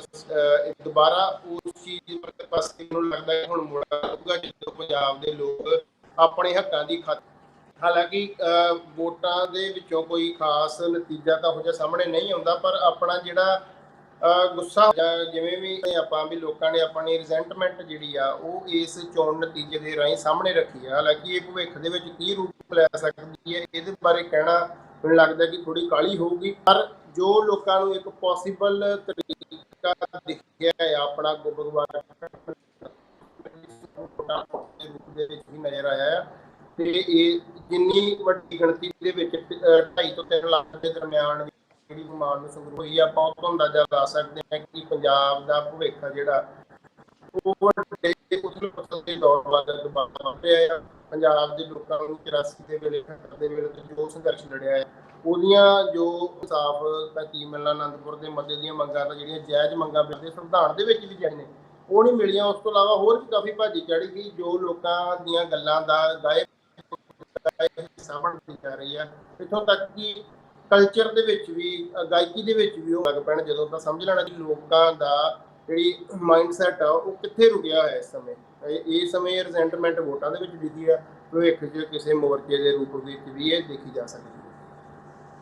ਬਿਲਕੁਲ ਜੁਝਾਰ ਸਿੰਘ, ਜਿਹੜਾ ਇਹ ਜਿਹੜੀ ਚੋਣ ਆ ਇਹਦੇ ਬਾਰੇ ਜਿਵੇਂ ਮੈਂ ਆਪਣੀ ਸਟਾਰਟਿੰਗ 'ਚ ਵੀ ਇਹ ਗੱਲ ਕੀਤੀ ਕਿ ਇੱਕ ਤਾਂ ਅਸੀਂ ਇਹ ਐਨਾਲਿਸਿਸ ਦਾ ਬੜਾ ਅਹਿਮ ਆ ਕਿ ਜਿਹੜੀ ਆਮ ਆਦਮੀ ਪਾਰਟੀ ਦੀ ਜਿੱਤ ਵੀ ਸੀ, ਉਸ ਜਿੱਤ ਦੇ ਵਿੱਚ ਇਹ ਗੱਲ ਲਗਾਤਾਰ ਕਮੈਂਟੇਟਰਸ ਵੱਲੋਂ, ਪੋਲੀਟੀਕਲ ਵਿਸ਼ਲੇਸ਼ਕਾਂ ਵੱਲੋਂ ਇਹ ਗੱਲ ਕਹੀ ਜਾਂਦੀ ਸੀ ਕਿ ਇਹ ਆਮ ਆਦਮੀ ਪਾਰਟੀ ਦੀ ਜਿੱਤ ਨਹੀਂ, ਇਹ ਡਿਸਕ੍ਰੈਡਿਟ ਹੋ ਚੁੱਕੀ ਪੰਜਾਬ ਦੀ ਉਸ ਪੋਲੀਟੀਕਲ ਧਾਰਾ ਦੀ ਹਾਰ ਆ। ਲੋਕਾਂ ਨੇ ਉਹਨਾਂ ਨੂੰ ਰਿਜੈਕਟ ਕੀਤਾ, ਉਹਨਾਂ ਨੂੰ ਰੱਦ ਕਰਕੇ ਇਹਨਾਂ ਨੂੰ ਵੋਟਾਂ ਪਾਈਆਂ ਨੇ ਤਾਂ ਇਹ ਮੈਜੋਰਟੀ ਆਈ ਹੈ, ਕਿਉਂਕਿ ਕਾਫੀ ਜ਼ਿਆਦਾ ਜਿਹੜੇ ਐਮਐਲਏ ਆ ਉਹਨਾਂ ਨੂੰ ਪੰਜਾਬ ਦੇ ਹਲਕਿਆਂ ਦੇ ਵਿੱਚ ਵੀ ਲੋਕ ਜਿਹੜੇ ਆ ਉਵੇਂ ਨਹੀਂ ਸੀ ਜਾਣਦੇ, ਪਰ ਉਹ ਡਿਸਕ੍ਰੈਡਿਟ ਹੋ ਚੁੱਕੀ ਪੋਲਿਟਿਕਸ ਨੂੰ ਹਰਾਉਣ ਦੇ ਲਈ ਆਮ ਆਦਮੀ ਪਾਰਟੀ ਨੂੰ ਇੱਕ ਬਦਲ ਵਜੋਂ ਜਿਹੜਾ ਪੰਜਾਬ ਦੇ ਲੋਕਾਂ ਨੇ ਚੁਣਿਆ ਸੀ। ਪਰ ਹੁਣ ਮਹਿਜ਼ 3 ਮਹੀਨੇ ਹੋਏ ਆ ਜਿਹੜਾ ਉਹ ਬਦਲ ਅਸਟੈਬਲਿਸ਼ ਕੀਤਾ ਗਿਆ ਸੀ, ਕਿਉਂਕਿ ਕੋਈ ਨਾ ਕੋਈ ਤਾਂ ਸ਼ਿਫਟ ਆਉਣਾ ਸੀ ਪੰਜਾਬ ਦੀ ਪੋਲਿਟਿਕਸ 'ਚ। ਪਰ ਇਹ ਪੰਜਾਬ ਦੇ ਵਿੱਚ ਸਿੱਖ ਧਿਰਾਂ ਖਾਸ ਕਰਕੇ ਕਹਿੰਦੀਆਂ ਸੀ ਕਿ ਆਮ ਆਦਮੀ ਪਾਰਟੀ ਨੂੰ ਉਸ ਬਦਲ ਵਜੋਂ ਸਟੇਟ ਨੇ ਐਸਟੈਬਲਿਸ਼ ਕੀਤਾ। ਪਰ ਇਹ ਵੀ ਹੁਣ ਬੜਾ ਦੇਖਣ ਵਾਲਾ ਕਿ ਪੰਜਾਬ ਦੇ ਲੋਕ ਜਿਹੜੇ ਆ ਉਹਨੂੰ ਵੀ ਅਸੈਪਟ ਨਹੀਂ ਕਰ ਰਹੇ। 3 ਮਹੀਨਿਆਂ ਦੇ ਵਿੱਚ ਹੀ ਪੰਜਾਬ ਦੇ ਲੋਕਾਂ ਨੇ ਇਹ ਸੰਗਰੂਰ ਦੀ ਚੋਣ ਦੱਸ ਰਹੀ ਹੈ ਕਿ ਉਹਨੂੰ ਰਿਜੈਕਟ ਕੀਤਾ, ਕਿਉਂਕਿ ਅਸੀਂ ਇਹ ਨਾ ਦੇਖੀਏ ਕਿ ਜਿਹੜੇ ਇਹ ਵੋਟ ਪਰਸੈਂਟੇਜ, ਵੋਟ ਦਾ ਜਿਹੜਾ ਮਾਰਜਨ ਆ ਉਹ ਘੱਟ ਆ ਕਿ ਜਿੱਤ ਦਾ। ਜਿੱਤ ਭਾਵੇਂ ਕਿਵੇਂ ਵੀ ਹੋਈ, ਇੱਕ ਤਾਂ ਸਿਮਰਨਜੀਤ ਸਿੰਘ ਮਾਨ ਜਿਹੜੇ ਕਿ ਬਿਲਕੁਲ ਹਾਸ਼ੀਏ ਦੇ ਉੱਤੇ ਧੱਕੇ ਹੋਏ ਸੀ, ਉਹਨਾਂ ਦਾ ਇਸ ਪੱਧਰ ਤੇ ਆਭਾਰ ਹੋਣਾ ਉਹ ਆਪਣੇ ਆਪ ਦੇ ਵਿੱਚ ਇੱਕ ਵੱਡੀ ਚੇਂਜ ਆ। ਪਰ ਦੂਜਾ ਉਸ ਦੇ ਨਾਲ ਇਹ ਆ ਕਿ ਜਿੱਥੇ ਸੰਗਰੂਰ ਜਿਹੜਾ ਇੱਕ ਗੜ੍ਹ ਸੀ, ਜਿਹੜੀ ਸਰਕਾਰ 3 ਮਹੀਨੇ ਪਹਿਲਾਂ ਆਈ ਆ, ਉਸ ਗੜ੍ਹ ਦੇ ਵਿੱਚ ਇੱਕ ਬਹੁਤ ਘੱਟ ਵੋਟ ਪਰਸੈਂਟੇਜ ਹੋਣੀ, ਤਾਂ ਉਹ ਵੋਟ ਪਰਸੈਂਟੇਜ ਘੱਟ ਹੋਣੀ ਤੇ ਦੂਜਾ ਫਿਰ ਪਾਰਟੀ ਦਾ ਹਾਰ ਜਾਣਾ। ਤਾਂ ਇਹ ਦੋਨੇ ਗੱਲਾਂ ਇਹ ਸਾਬਤ ਕਰਦੀਆਂ ਨੇ ਕਿ ਬਹੁਤ ਵੱਡੀ ਗਿਣਤੀ ਦੇ ਵਿੱਚ ਜਿਨ੍ਹਾਂ ਲੋਕਾਂ ਨੇ ਆਮ ਆਦਮੀ ਪਾਰਟੀ ਨੂੰ ਵੋਟ ਪਾਈ ਸੀ ਪਿਛਲੇ ਇਲੈਕਸ਼ਨਸ ਦੇ ਵਿੱਚ, ਉਹ ਲੋਕ ਵੋਟ ਪਾਉਣ ਹੀ ਨਹੀਂ ਆਏ। ਕਿ ਭਾਵੇਂ ਉਹ ਲੋਕ ਅੱਜ ਉਹਨਾਂ ਨੇ ਕਿਸੇ ਹੋਰ ਨੂੰ ਵੋਟ ਨਹੀਂ ਪਾਈ, ਪਰ ਉਹ ਜਿਹੜੀ ਇਹ ਚੇਂਜ ਵੀ ਲੈ ਕੇ ਆਏ ਆ, ਜਿਹਨੂੰ ਬਦਲ ਕਿਹਾ ਜਾ ਰਿਹਾ ਸੀ ਕਿ ਪੰਜਾਬ ਦੇ ਵਿੱਚ ਬਦਲ ਆਇਆ, ਉਸ ਨੂੰ ਵੀ ਉਹ ਲੋਕ ਉਸ ਤੋਂ ਖੁਸ਼ ਨਹੀਂ ਆ, ਉਹ ਲੋਕ ਨਾ ਖੁਸ਼ ਆ। ਤਾਂ ਇਹ ਆਮ ਆਦਮੀ ਪਾਰਟੀ ਲਈ ਜਾਂ ਜਿਹੜੀ ਇਹ ਨਵੀਂ ਐਸਟੈਬਲਿਸ਼ਮੈਂਟ ਪੰਜਾਬ ਦੀ ਪੋਲਿਟਿਕਸ 'ਚ ਹੋਈ ਸੀ, ਉਹਦੇ ਲਈ ਇੱਕ ਬਹੁਤ ਵੱਡੀ ਸੈਟਬੈਕ ਅਸੀਂ ਕਹਿ ਸਕਦੇ ਕਿ ਪੰਜਾਬ ਦੇ ਲੋਕਾਂ ਦੀ ਇੱਕ ਰਿਜੈਕਸ਼ਨ ਆ। ਕਿਉਂਕਿ ਪੰਜਾਬ ਦੇ ਲੋਕਾਂ ਦੀ ਅਸੀਂ ਤਾਂ ਕਹਿ ਸਕਦੇ ਹਾਂ ਕਿ ਸੰਗਰੂਰ ਜਿਹੜਾ ਹਲਕਾ ਉਹ ਗੜ੍ਹ ਸੀ ਉਸ ਐਸਟੈਬਲਿਸ਼ਮੈਂਟ ਦਾ, ਜਿੱਥੋਂ ਉਹਦੀਆਂ ਜੜ੍ਹਾਂ ਲੱਗੀਆਂ ਸੀ। ਤਾਂ ਇਹ ਇੱਕ ਪੰਜਾਬ ਦੇ ਵਿੱਚ ਅਸੀਂ ਕਹਿ ਸਕਦੇ ਕਿ ਇਹਨਾਂ ਇਲੈਕਸ਼ਨ ਦੇ ਐਨਾਲਿਸਿਸ ਦਾ ਇੱਕ ਅਹਿਮ ਹਿੱਸਾ, ਅਹਿਮ ਤੰਦ ਇਹ ਵੀ ਰਹੇਗੀ ਕਿ ਜੇ ਹੁਣ ਨਵਾਂ ਉਭਾਰ ਪੰਜਾਬ 'ਚ ਹੋਣਾ, ਪੰਜਾਬ ਕਹਿ ਰਹੇ ਆ ਕਿ ਇੱਕ ਵੱਡੇ ਵੱਡੇ ਇਕੱਠ ਪੰਜਾਬ ਦੇ ਵਿੱਚ, ਭਾਵੇਂ ਉਹ ਦੀਪ ਸਿੱਧੂ ਦੀ ਜਦੋਂ ਸ਼ਹਾਦਤ ਹੋਈ ਆ ਉਸ ਤੋਂ ਬਾਅਦ ਭੋਗ ਦੇ ਉੱਤੇ, ਭਾਵੇਂ ਉਹ ਲੱਖਾਂ ਦਾ ਇਕੱਠ ਹੋਵੇ, ਭਾਵੇਂ ਉਹ ਸਿੱਧੂ ਮੂਸੇਵਾਲਾ ਦਾ ਜਿਸ ਤਰ੍ਹਾਂ ਪੰਜਾਬ ਦੇ ਵਿੱਚ ਕਤਲ ਕੀਤਾ ਗਿਆ, ਤੇ ਪੰਜਾਬ ਦੇ ਲੋਕਾਂ ਦੀ ਇਹ ਵੱਡੀ ਧਾਰਨਾ ਹੈ ਕਿ ਇਹ ਕਤਲ ਕਿਸੇ ਸਟੇਟ ਏਜੰਸੀਜ਼ ਦਾ ਜਿਹੜਾ ਕਾਰਾ ਆ। ਤੇ ਕਿਉਂਕਿ ਸਿੱਧੂ ਮੂਸੇਵਾਲੇ ਦਾ ਜਿਹੜਾ ਗਾਣਾ SYL ਇੱਕ ਪੋਲੀਟੀਕਲ ਡਾਇਲੋਗ ਜਿਵੇਂ SYL ਸਿਰਜ ਰਿਹਾ ਸੀ, ਤੇ ਉਸ ਦੀਆਂ ਗੱਲਾਂ ਤੇ ਉਹਦੇ ਨਾਲ ਜੋੜ ਕੇ ਪੰਜਾਬ ਦੇ ਲੋਕ ਇਹ ਕਹਿ ਰਹੇ ਨੇ ਕਿ ਇਹ ਵੀ ਕੋਈ ਇੱਕ ਪੋਲੀਟੀਕਲ ਮਰਡਰ ਆ। ਤੇ ਉਸ ਦੇ ਉੱਤੇ ਵੀ ਜਿਵੇਂ ਲੱਖਾਂ ਦੇ ਵਿੱਚ ਇਕੱਠ ਹੋਣਾ, ਉਸ ਤੋਂ ਪਹਿਲਾਂ ਸਰਬੱਤ ਖਾਲਸਾ 'ਚ ਲੱਖਾਂ ਦਾ ਇਕੱਠ, ਤਾਂ ਪੰਜਾਬ ਦੇ ਵਿੱਚ ਇੱਕ ਅਸੀਂ ਕਹਿ ਸਕਦੇ ਹਾਂ ਕਿ ਮਤਲਬ ਪੰਜਾਬ ਦੇ ਵਿੱਚ ਇੱਕ ਪੰਜਾਬ ਇਹੋ ਜਿਹੇ ਭਾਂਬੜ ਤੇ ਬੈਠਾ ਆ ਸ਼ਾਇਦ, ਕਿ ਜਿੱਥੇ ਉਸ ਦੇ ਅੰਦਰ ਇੱਕ ਗੁੱਸਾ ਭੜਕ ਰਿਹਾ ਆ, ਐਸਟੈਬਲਿਸ਼ਮੈਂਟ ਦੇ ਖਿਲਾਫ ਗੁੱਸਾ ਭੜਕ ਰਿਹਾ ਹੈ ਕਿ ਜਿਵੇਂ ਪੰਜਾਬ ਦੇ ਰਿਸੋਰਸਿਸ ਲੁੱਟੇ ਗਏ, ਪੰਜਾਬ ਦੇ ਦਰਿਆਈ ਪਾਣੀ ਲੁੱਟੇ ਗਏ ਆ, ਪੰਜਾਬ ਦੀ ਰਾਜਧਾਨੀ ਲੁੱਟੀ ਗਈ ਆ, ਪੰਜਾਬ ਦੇ ਸਾਰੇ ਹੱਕ ਹਕੂਕ ਲੁੱਟੇ ਲਏ ਗਏ। ਤੇ ਜਦੋਂ ਪੰਜਾਬ ਦੇ ਲੋਕਾਂ ਨੇ ਆਪਣੇ ਹੱਕਾਂ ਦੀ ਰਾਖੀ ਲਈ ਸੰਘਰਸ਼ ਕੀਤਾ ਤਾਂ ਝੂਠੇ ਮੁਕਾਬਲਿਆਂ 'ਚ ਜਿਵੇਂ ਪੰਜਾਬ ਦੀ ਨੌਜਵਾਨੀ ਦਾ ਘਾਣ ਕੀਤਾ ਗਿਆ, ਬਲਵਿੰਦਰ ਸਿੰਘ ਜਟਾਣਾ ਦੇ ਪਰਿਵਾਰ ਦਾ ਜ਼ਿਕਰ ਹੁੰਦਾ, ਜਿਵੇਂ ਉਹ ਸਾਰਾ ਪਰਿਵਾਰ ਖਤਮ ਕਰ ਦਿੱਤਾ ਗਿਆ, ਪੰਜਾਬ ਦੇ ਪਤਾ ਨਹੀਂ ਕਿੰਨੇ ਪਰਿਵਾਰ ਖਤਮ ਕਰ ਦਿੱਤੇ ਗਏ ਤੇ ਕੋਈ ਇਨਸਾਫ ਨਹੀਂ, ਸਿੱਖਾਂ ਦਾ ਐਡਾ ਕਤਲੇਆਮ ਹੋਇਆ, ਕੋਈ ਇਨਸਾਫ ਨਹੀਂ। ਤਾਂ ਜਿਹੜਾ ਉਹ ਰਿਜ਼ੈਂਟਮੈਂਟ, ਜਿਹੜਾ ਉਹ ਗੁੱਸਾ ਆ, ਉਹ ਜਨਰੇਸ਼ਨਸ ਦੇ ਵਿੱਚ ਮੂਵ ਔਨ ਕਰ ਰਿਹਾ, ਤੇ ਉਹ ਚੀਜ਼ ਭਲਾਈ ਨਹੀਂ ਸਿੱਖਾਂ ਨੇ, ਤਾਂ ਪੰਜਾਬ ਨੇ ਉਹ ਚੀਜ਼ ਭਲਾਈ ਨਹੀਂ। ਤਾਂ ਅੱਜ ਜਿਹੜਾ ਇਹ ਇਲੈਕਸ਼ਨ ਰਿਜ਼ਲਟ ਆ, ਇਹ ਹੁਣ ਅਗਲੇ 10 ਸਾਲ ਜਿਹੜੇ ਕਿ ਬੜੇ ਅਹਿਮ ਮੰਨੇ ਜਾ ਰਹੇ ਆ ਸਾਰੀ ਸਾਊਥ ਏਸ਼ੀਆ ਦੀ ਜੀਓ ਪੋਲਿਟਿਕਸ ਲਈ, ਕਿਉਂਕਿ ਕਿਹਾ ਜਾ ਰਿਹਾ, USA ਦੇ ਪ੍ਰੈਜ਼ੀਡੈਂਟ ਵੀ ਇਹ ਗੱਲ ਕਹਿ ਚੁੱਕੇ ਨੇ ਕਿ ਅਗਲੇ 10 ਸਾਲ ਬੜੇ ਅਹਿਮ ਨੇ ਇਸ ਖਿੱਤੇ ਦੇ ਲਈ। ਤਾਂ ਇਹ ਸਾਊਥ ਏਸ਼ੀਆ ਦੀ ਜੀਓ ਪੋਲਿਟਿਕਸ ਦੇ ਉੱਤੇ ਜੇ ਆਪਾਂ ਗੌਰ ਕਰੀਏ ਤਾਂ ਅੱਜ ਦੁਨੀਆ ਦੇ ਵਿੱਚ ਇਹ ਗੱਲ ਹੋ ਰਹੀ ਆ ਕਿ ਵਰਲਡ ਆਰਡਰ ਸ਼ਿਫਟ ਹੋਣਾ ਹੈ, ਵਰਲਡ ਆਰਡਰ ਚੇਂਜ ਹੋਣਾ, ਤੇ ਉਹਦਾ ਜਿਹੜਾ ਐਪਿਕ ਸੈਂਟਰ ਆ ਉਹ ਇਹ ਸਾਊਥ ਏਸ਼ੀਆ ਬਣਨਾ। ਤਾਂ ਇਸ ਖਿੱਤੇ ਦੇ ਵਿੱਚ ਜਿਹੜੀਆਂ ਕੌਮੀਅਤਾਂ, ਜਿਹੜੀਆਂ ਸਿਵਲਾਈਜੇਸ਼ਨਸ, ਪਲੇਅਰਸ ਨੇ ਇਹ ਸਾਰੇ ਜੀਓ ਪੋਲੀਟੀਕਲ ਗੇਮ ਦੇ ਵਿੱਚ, ਤਾਂ ਉਹਨਾਂ ਦੇ ਵਿੱਚ ਇੱਕ ਵੱਡਾ ਹਿੱਸਾ ਸਿੱਖਾਂ ਦਾ ਵੀ ਆਉਂਦਾ। ਤਾਂ ਸਿੱਖਾਂ ਦੀ ਜਿਹੜੀ ਪੋਲੀਟੀਕਲ ਸੇ ਸੀ ਜਾਂ ਪੋਲੀਟੀਕਲ ਵਿਲ ਸੀ, ਤੁਹਾਨੂੰ ਲੱਗਦਾ ਕਿ ਜਿਹੜੀ ਇਹ ਜਿੱਤ ਆ ਇੱਕ ਡੈਮੋਕ੍ਰੈਟਿਕ ਪ੍ਰੋਸੈਸ ਦੇ ਵਿੱਚ ਸਰਦਾਰ ਸਿਮਰਨਜੀਤ ਸਿੰਘ ਮਾਨ ਦੀ ਜੇ ਜਿੱਤ ਹੁੰਦੀ ਆ, ਤਾਂ ਉਸ ਦਾ ਕੀ ਅਸਰ ਇਹ ਸਾਰੀ ਜੀਓਪੋਲਿਟੀਕਲ ਗੇਮ ਦੇ ਉੱਤੇ ਪੈ ਸਕਦਾ ਹੈ? ਤੁਹਾਨੂੰ ਯਾਦ ਹੋਏਗਾ ਜਦੋਂ 26 ਨਵੰਬਰ ਨੂੰ ਦਿੱਲੀ ਚਲੋ ਦੀ ਕਾਲ ਦੇ ਉੱਤੇ ਆਪਾਂ ਦਿੱਲੀ ਵੱਧ ਰਹੇ ਸਾਂ, ਤਾਂ ਰਸਤੇ 'ਚ ਇੱਕ ਥਾਂ ਤੇ ਦੀਪ ਸਿੱਧੂ ਦੀ ਬਹਿਸ ਹੁੰਦੀ ਹੈ ਇੱਕ ਪੁਲਿਸ ਮੁਲਾਜ਼ਮ ਨਾਲ, ਤੇ ਉਹ ਕੋਈ ਕਾਫੀ ਵੱਡੇ ਰੈਂਕ ਦਾ ਅਫਸਰ ਸੀ। ਤਾਂ ਉੱਥੇ ਇਹ ਦੀਪ ਸਿੱਧੂ ਉਹ ਗੱਲ ਉਹਨੂੰ ਕਹਿੰਦਾ ਹੈ ਇੰਗਲਿਸ਼ ਦੇ ਵਿੱਚ, ਮੈਨੂੰ ਇੰਨੇ ਡਾਇਲੈਕਟ ਤਾਂ ਯਾਦ ਨਹੀਂ ਪਰ ਉਹਦਾ ਮੈਸੇਜ ਯਾਦ ਆ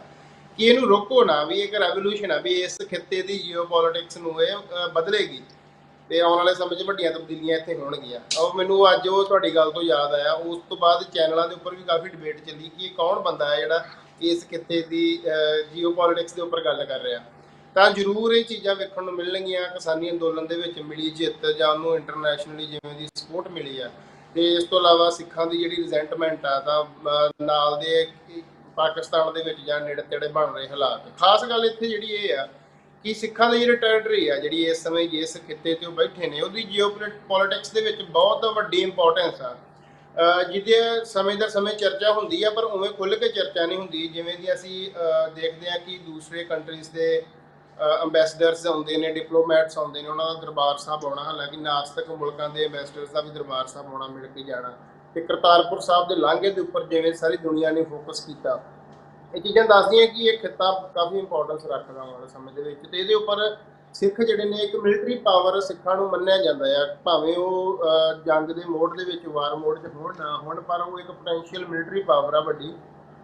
ਜਿਹੜੀ ਕਿ ਕਿਸੇ ਵੀ ਸਮੇਂ ਹਾਲਾਤਾਂ ਨੂੰ ਕਿਸੇ ਵੀ ਤਰ੍ਹਾਂ ਦਾ ਮੋੜ ਆਪਣੀ ਸਮਰੱਥਾ ਮੁਤਾਬਕ ਦੇਣ ਦਾ ਉਹ ਰੱਖਦੀ ਆ ਤੱਕ। ਤਾਂ ਇਹ ਜਿਹੜੀ ਜਿੱਤ ਆ, ਇਹਨੂੰ ਮੈਂ ਪਹਿਲਾਂ ਵੀ ਇਹ ਕਹਿ ਚੁੱਕਾ ਕਿ ਜਿਹੜੀ ਸਿੱਖਾਂ ਦੀ ਰਿਜ਼ੈਂਟਮੈਂਟ ਆ, ਉਹਨੂੰ ਸਿਰਫ ਵੋਟ ਪੋਲਿਟਿਕਸ ਦੇ ਨਾਲ ਜੋੜ ਕੇ ਦੇਖਿਆ ਜੇ, ਹਜੇ ਸਿਰਫ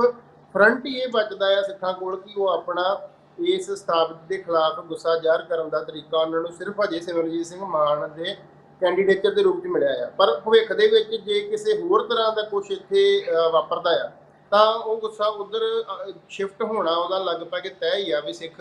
ਇਸ ਖਿੱਤੇ 'ਚ ਹੋਣ ਵਾਲੀ ਕਿਸੇ ਵੀ ਤਰ੍ਹਾਂ ਦੀ ਹਿਲਜੁਲ ਦਾ ਹਿੱਸਾ ਜ਼ਰੂਰ ਬਣਨਗੇ, ਜਿਹਦੇ ਉੱਪਰ ਕਿ ਹਿੰਦੁਸਤਾਨ ਵੱਲੋਂ ਵੀ ਪਿਛਲੇ ਲੰਮੇ ਸਮੇਂ ਤੋਂ ਜਿਹੜੀ ਅਪੀਜ਼ਮੈਂਟ ਦੀਆਂ ਗੱਲਾਂ ਕੀਤੀਆਂ ਜਾ ਰਹੀਆਂ, ਜਿਵੇਂ ਉਹਨਾਂ ਵੱਲੋਂ ਨੌਵੇਂ ਪਾਤਸ਼ਾਹ ਦਾ ਜਿਹੜਾ ਆ ਪ੍ਰਕਾਸ਼ ਪੁਰਬ ਲਾਲ ਕਿਲੇ ਤੇ ਮਨਾਉਣਾ, ਹੈ ਨਾ, ਵੱਡੇ ਪ੍ਰੋਗਰਾਮ ਕਰਨੇ। ਕੱਲ ਬਾਬਾ ਬੰਦਾ ਸਿੰਘ ਬਹਾਦਰ ਜੀ ਦਾ ਪ੍ਰੋਗਰਾਮ ਜਿਹੜਾ ਆ ਉਹ ਲਾਲ ਕਿਲੇ ਤੇ ਕੀਤਾ ਗਿਆ। ਉਵੇਂ ਦੀਆਂ ਕਾਫੀ ਗੱਲਾਂ ਜਿਹੜੀਆਂ ਜਿਹਦੇ ਵਿੱਚ ਸਟੇਟ ਨੂੰ ਐਂ ਲੱਗਦਾ ਕਿ ਅਸੀਂ ਇਉਂ ਕਰਕੇ ਤੇ ਸਿੱਖਾਂ ਨੂੰ ਪਲੀਜ਼ ਕਰ ਸਕਦੇ ਹਾਂ। ਉਹਦੇ ਵਿੱਚ ਉਹਨਾਂ ਨੇ ਵੱਖ-ਵੱਖ ਪਾਰਟੀਆਂ ਦੇ ਵਿੱਚ ਉੱਘੇ ਸਿੱਖ ਚਿਹਰਿਆਂ ਨੂੰ ਬੀਜੇਪੀ 'ਚ ਸ਼ਾਮਲ ਕਰਨਾ, ਫਿਰ ਪ੍ਰਧਾਨ ਮੰਤਰੀ ਨਿਵਾਸ ਤੇ ਵੱਡੇ ਸਿੱਖ ਆਗੂਆਂ ਨਾਲ ਮੀਟਿੰਗ ਕਰਨੀ। ਪਰ ਜਿੱਥੇ ਮੈਨੂੰ ਲੱਗਦਾ ਕਿ ਸਟੇਟ ਦੀ ਹਜੇ ਵੀ ਟਿਊਨਿੰਗ ਉਵੇਂ ਰਲ ਨਹੀਂ ਰਹੀ, ਉਹ ਉਸ ਚੀਜ਼ ਨੂੰ ਖੜ ਨਹੀਂ ਪਾਉਣ ਡੇ ਕਿ ਰਿਜ਼ੈਂਟਮੈਂਟ ਘਟੇਗੀ ਕਿਵੇਂ। ਮੈਨੂੰ ਲੱਗਦਾ ਕਿ ਹਾਲਾਂਕਿ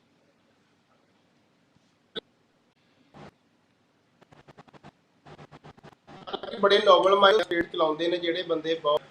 ਡੂੰਘਾਈ ਤੱਕ ਪਰਤਾਂ ਦੀ ਸਮਝ ਰੱਖਦੇ ਆ, ਪਰ ਇੱਥੇ ਜਿਹੜਾ ਆ ਉਹ ਸਿੱਖਾਂ ਦੇ ਉਸ ਰਿਜ਼ੈਂਟਮੈਂਟ ਨੂੰ, ਉਸ ਗੁੱਸੇ ਨੂੰ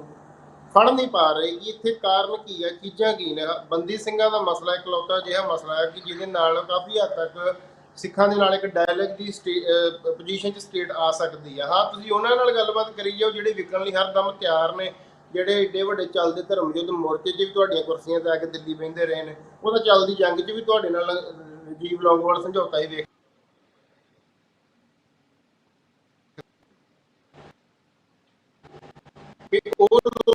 ਉਹ ਤਾਂ ਚੱਲਦੀ ਜੰਗ 'ਚ ਸਮਝੌਤੇ। ਉਹ ਸੇ ਡਿਸਾਈਡ ਕਰਨਾ ਹੈ ਕਿ ਸਿੱਖਾਂ ਨੇ ਸਾਈਡ ਕੀ ਲੈਣੀ ਹੈ, ਸਿੱਖਾਂ ਨੇ ਭਵਿੱਖ ਦੇ ਵਿੱਚ ਇਸ ਖਿੱਤੇ 'ਚ ਕਿਵੇਂ ਰਹਿਣਾ ਹੈ, ਉਹਨਾਂ ਭਾਈਵਾਲ ਬਣ ਕੇ ਰਹਿਣਾ ਹੈ, ਉਹਨਾਂ ਅਧੀਨ ਰਹਿਣਾ ਆ। ਇਹ ਸਾਰੀਆਂ ਚੀਜ਼ਾਂ ਜਿਹੜੀਆਂ ਜਿੰਨਾ ਚਿਰ ਤੱਕ ਉਸ ਵਰਗ ਦੇ ਨਾਲ ਸਟੇਟ ਕਿਸੇ ਤਰ੍ਹਾਂ ਦਾ ਡਾਇਲੌਗ ਨਹੀਂ ਕਰਦੀ, ਉਹਨਾਂ ਦੇ ਤੁਸੀਂ ਦੇਖੋ ਵੱਡੇ ਚਿਹਰੇ ਜਿਵੇਂ ਦੀਪ ਸਿੱਧੂ ਨੂੰ ਨਿਸ਼ਾਨੇ ਤੇ ਲਿਆ ਗਿਆ। ਇਸ ਤੋਂ ਇਲਾਵਾ ਸਿੱਧੂ ਮੂਸੇਵਾਲਾ ਵੀ ਲਗਭਗ ਲੋਕਾਂ ਦੀ ਇਹ ਗੱਲ, ਲੋਕਾਂ ਦੇ ਕਹਿ ਸਕਦੇ ਆ ਕਿ ਭਾਵੇਂ ਜ਼ੁਬਾਨ ਤੇ ਨਹੀਂ ਆ, ਪਰ ਇੱਕ ਕਾਮਨ ਸਮਝ ਲੋਕਾਂ ਦੇ ਵਿੱਚ ਇਹੀ ਆ ਕਿ ਸਟੇਟ ਦੇ ਖਿਲਾਫ ਬੋਲਣ ਵਾਲਾ ਬੰਦਾ ਆ ਜਿਹੜਾ ਉਹ ਲੱਭਿਆ ਨਹੀਂ ਇੱਥੇ ਹੁੰਦਾ। ਤਾਂ ਇਹ ਜਿਹੜੀਆਂ ਉਸ ਵਰਗ ਨਾਲ ਜਿੰਨਾ ਚਿਰ ਕੋਈ ਗੱਲ ਕਿਸੇ ਤਰ੍ਹਾਂ ਦੀ ਨਹੀਂ ਚੱਲਦੀ। ਬੰਦੀ ਸਿੰਘਾਂ ਦਾ ਮਾਮਲਾ ਦੇਖ ਲਓ,